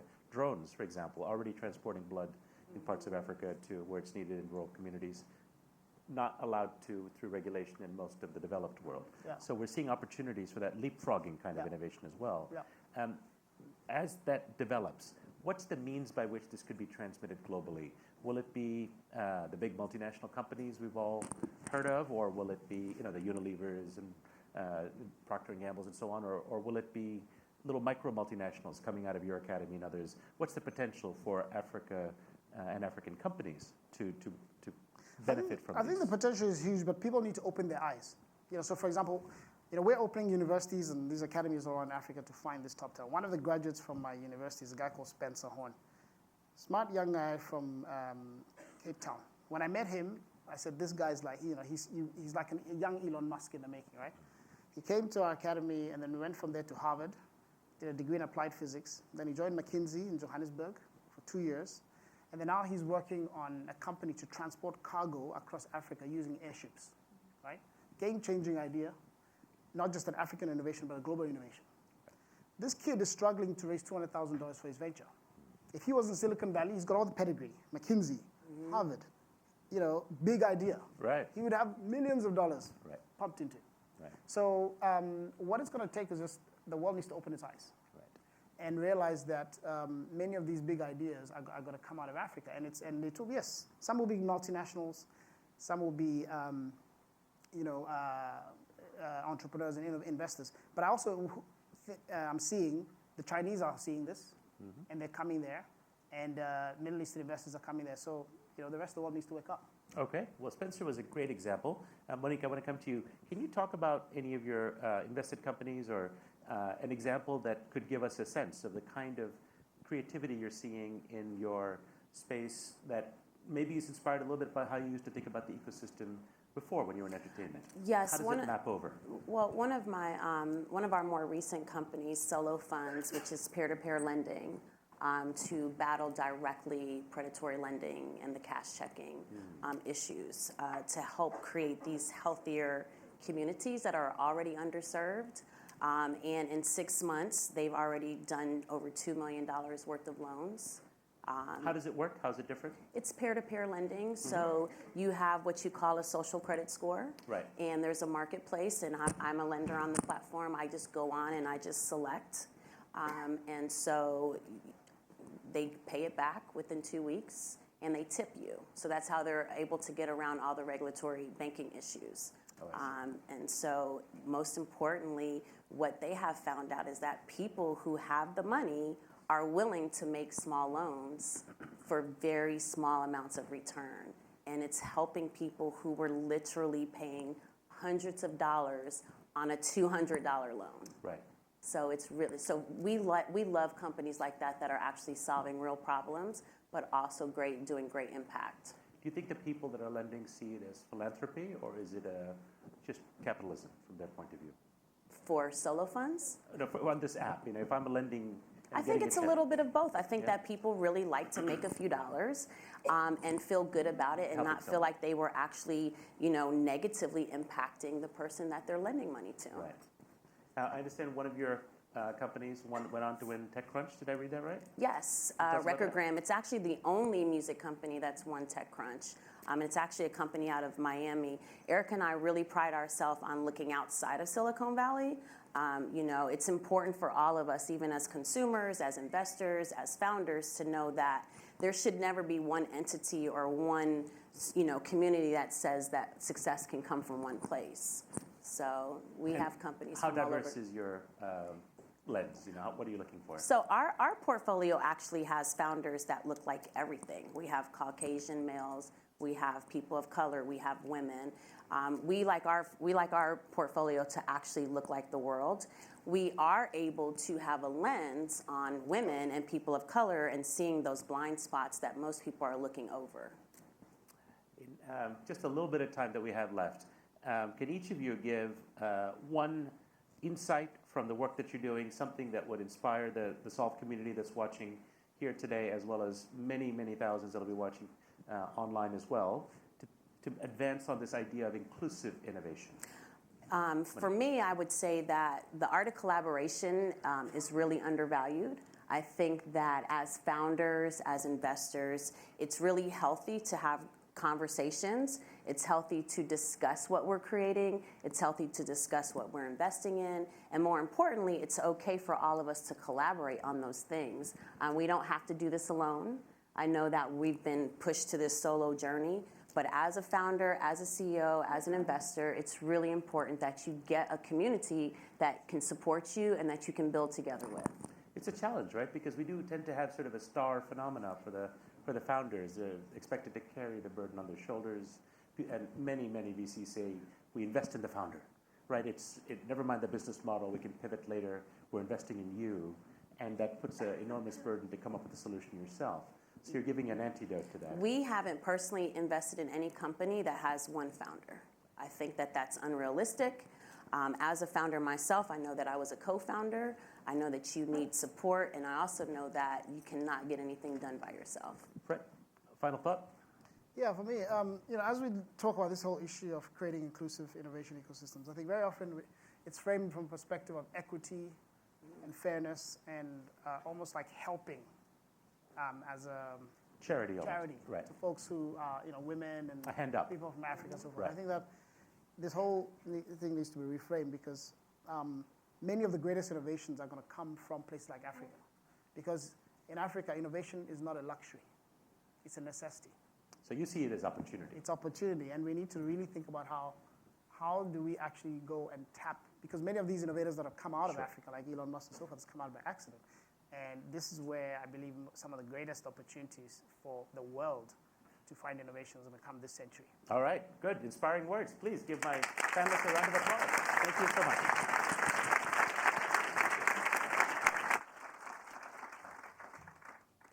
To announce the selected Early Childhood Development Solver teams, welcome Sara Montabaro, the lead for the learning community at Solve, and His Excellency Tarek Al-Gurj, the Chief Executive Officer of Dubai Cares.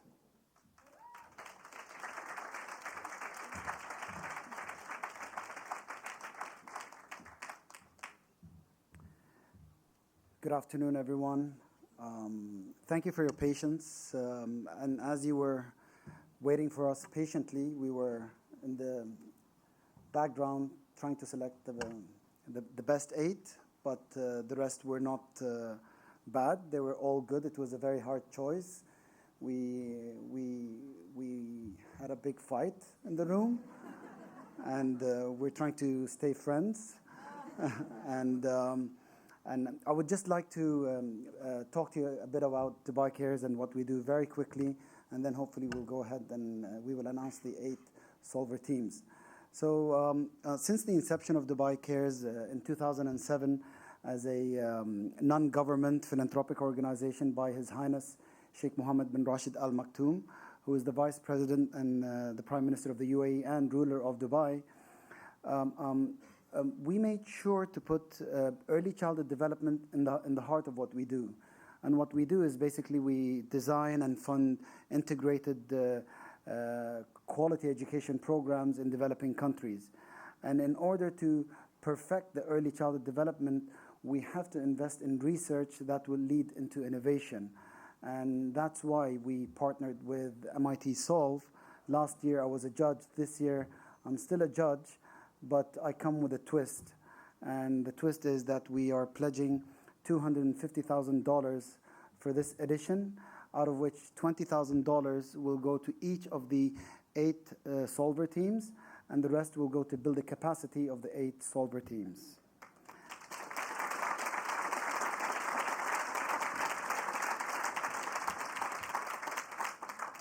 And without further ado, I'm delighted to announce the 8 solver teams selected for the Early Childhood Development Challenge. In no particular order: DOST Education,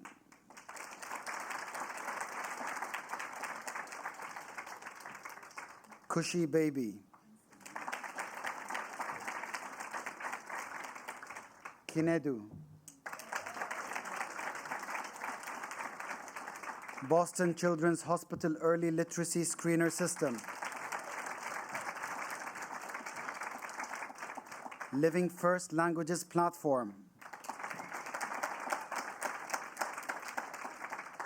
Mobile Village-Based Rehabilitation Initiative, One Sky Caregiver Training, and lastly, UNICEF. I'm kidding. It's Tabshura, Tiny Thinkers in a Box.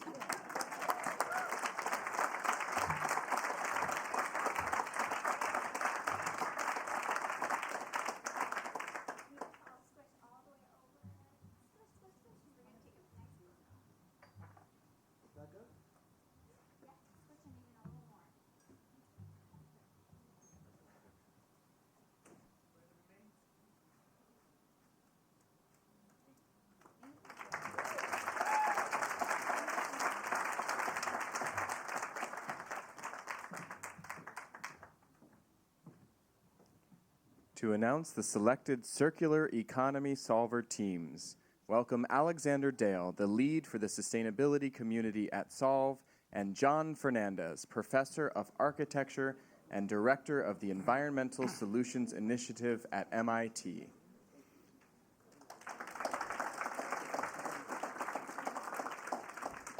Good afternoon, thrilled to be here and thrilled for the end of the day. We had a wonderful day. I've actually been involved in MIT Solve for, well, pretty much from the beginning. I don't know how many years that is. And it's worth noting that not only the solving groups, all of them, the proposers and the winners, but also the judges. The quality of conversation, the quality of proposals, the quality of the entire thing has really increased pretty substantially. So it's really, really great to see. I'm thrilled to be here. And with that, without further delay, the winners of the Circular Economy Challenge are Air Inc.,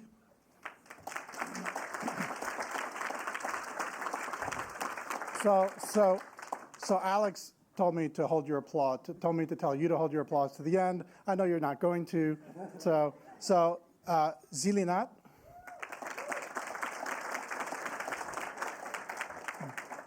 Bioselection,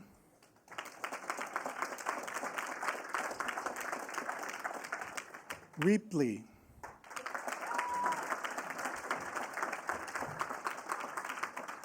Algramo,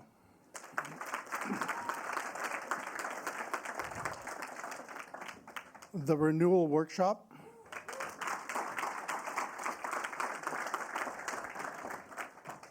Queen of Raw,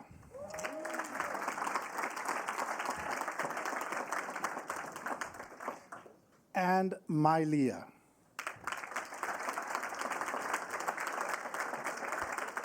Congratulations to all the winners. Congratulations to all the proposals as a whole. It's really wonderful to see young entrepreneurs proposing such business-worthy ideas. Thank you.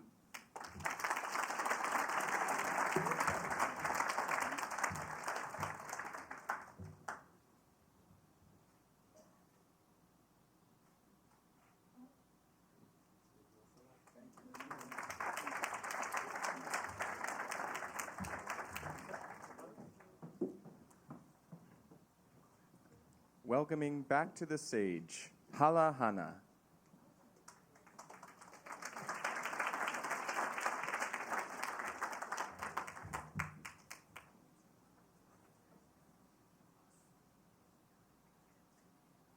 And to announce the Innovation for Women Prize, June Sugiyama, Director of the Vodafone Americas Foundation.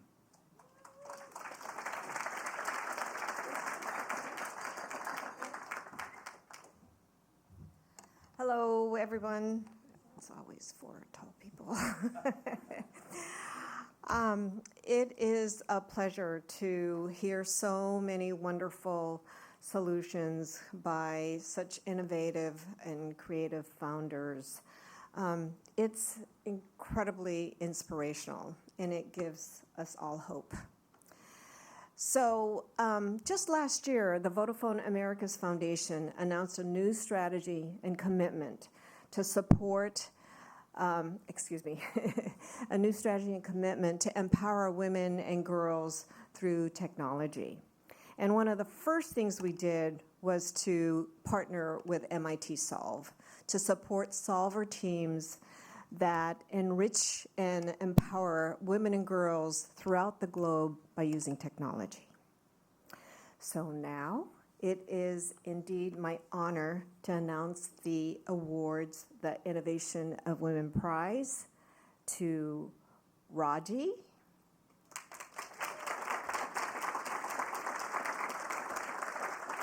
Care Mother,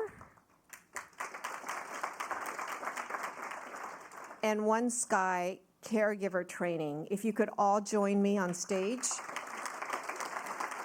And I look forward to drive change together.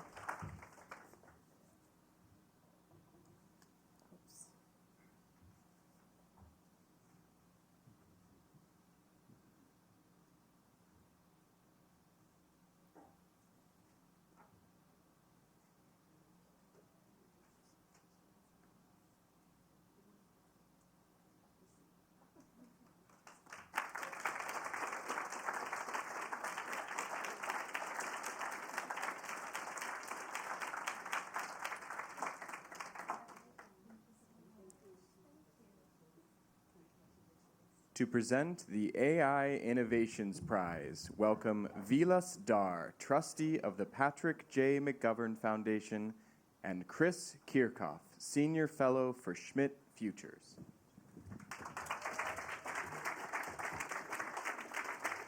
Good afternoon, everyone. The prevalence of artificial intelligence and machine learning in this year's solutions, they create a tantalizing picture of how these tools can do two things: expand the power of human ingenuity, but also support the world's most vulnerable people. Previous solver teams, including last year's winner of the AI Prize for the Betterment of Humanity, have made giant strides in this space. Last year's prize winner, IC Change, created a model to combine the power of algorithmic analysis with human observation to drive urban strategies to prevent and alleviate climate change. These solutions demonstrate that these advances don't happen by accident, but because innovators like the people in this room make choices about how to design their implementation.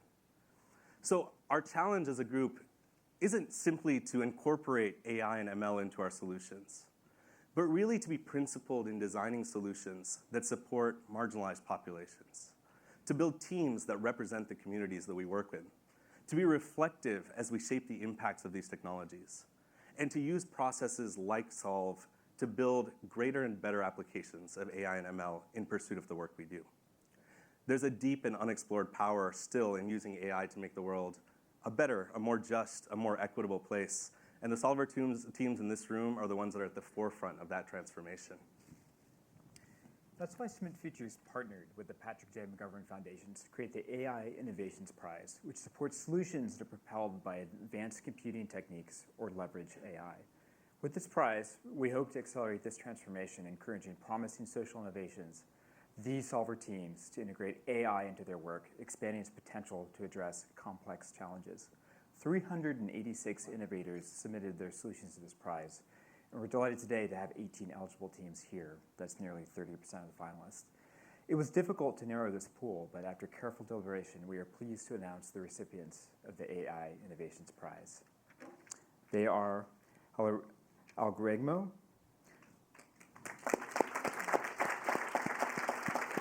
Ratos,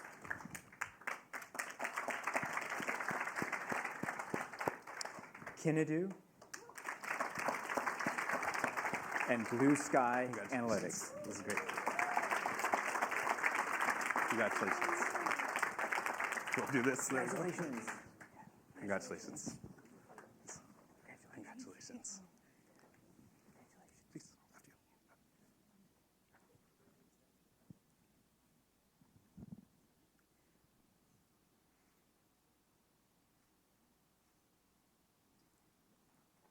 Thank you.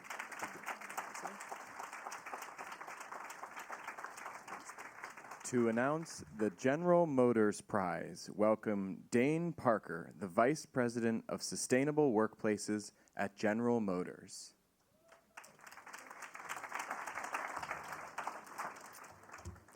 All right, I'm going to skip the teleprompter there and just say I'm really inspired to have been here with you. This has been a great weekend. And at General Motors, we have a vision of a future with zero crashes, zero emissions, and zero congestion.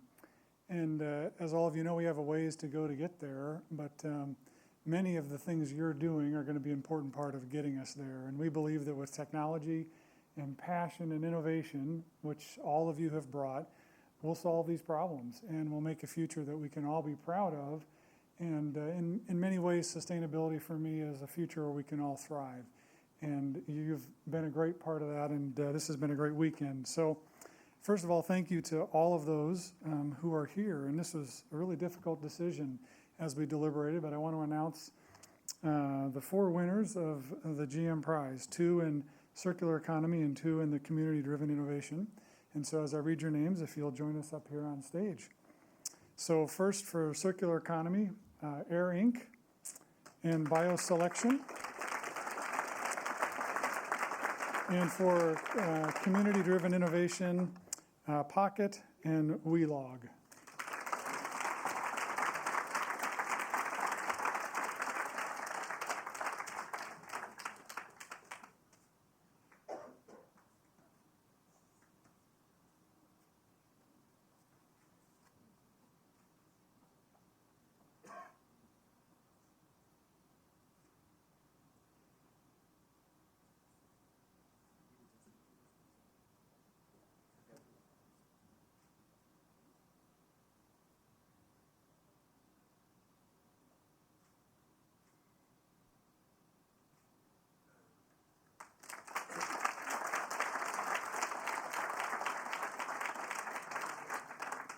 To announce the final prize, the InnoSpark Ventures Prize, Sophie Mayrali, investor, InnoSpark Ventures.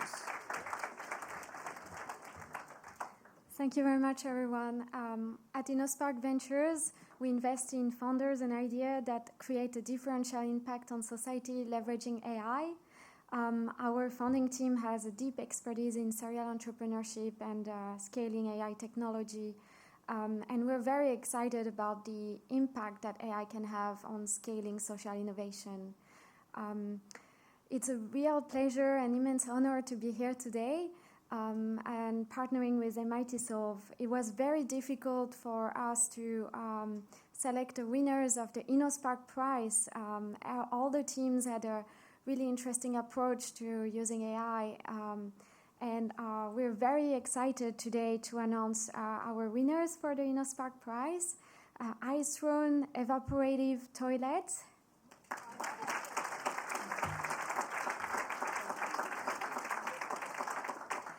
And Boston Children's Hospital Early Literacy Screener.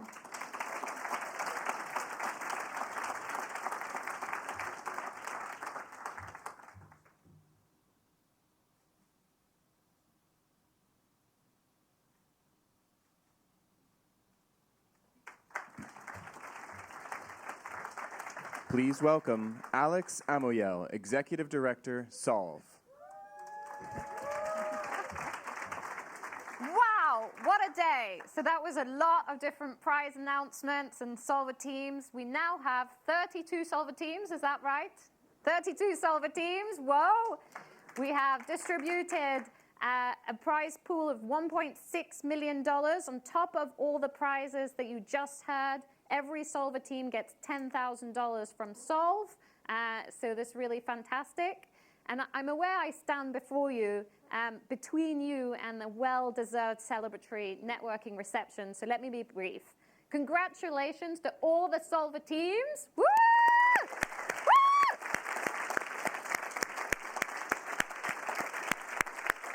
And I still want to congratulate the finalists. I'm sure this is disappointing, but you know better than I do that this is not the end of your journey. And I hope that the last 2 days of contacts and feedback you've gotten will be really helpful in continuing this journey. For all of you members of the Solve community, I want to say a big thank you for coming. Thanks obviously to our judges, our prize funders, our sponsors, our staff, our members, our volunteers. Big round of applause for all of you.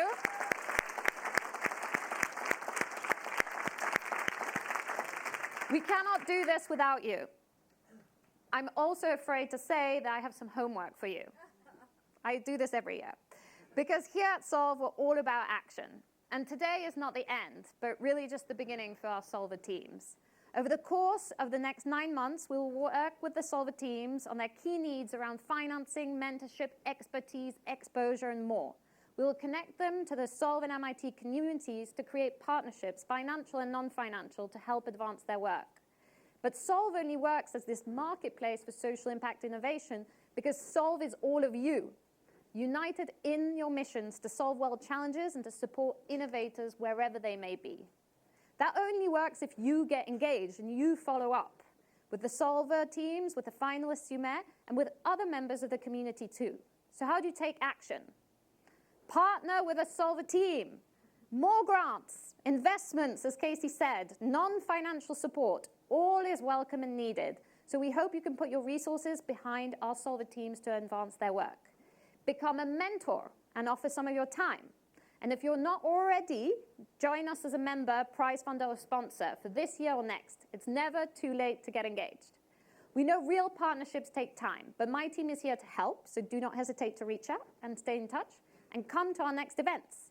So over the course of the next year, we'll notably be hosting Solve at Pine Ridge, October 4 to 6, which is a gathering on the Pine Ridge Indian Reservation in South Dakota to celebrate and uplift innovation across Indian countries. We have an Indigenous Communities Fellowship, and there are 7 fellows you would get to meet there on October 4th to 6th. Please get in touch. Come to our challenge design and workshops, or host one yourself in cities across the world, and help us design our 2020 challenges throughout October to February. This is how the sausage gets made, if you will. If you are interested in hosting one of us, do get in touch.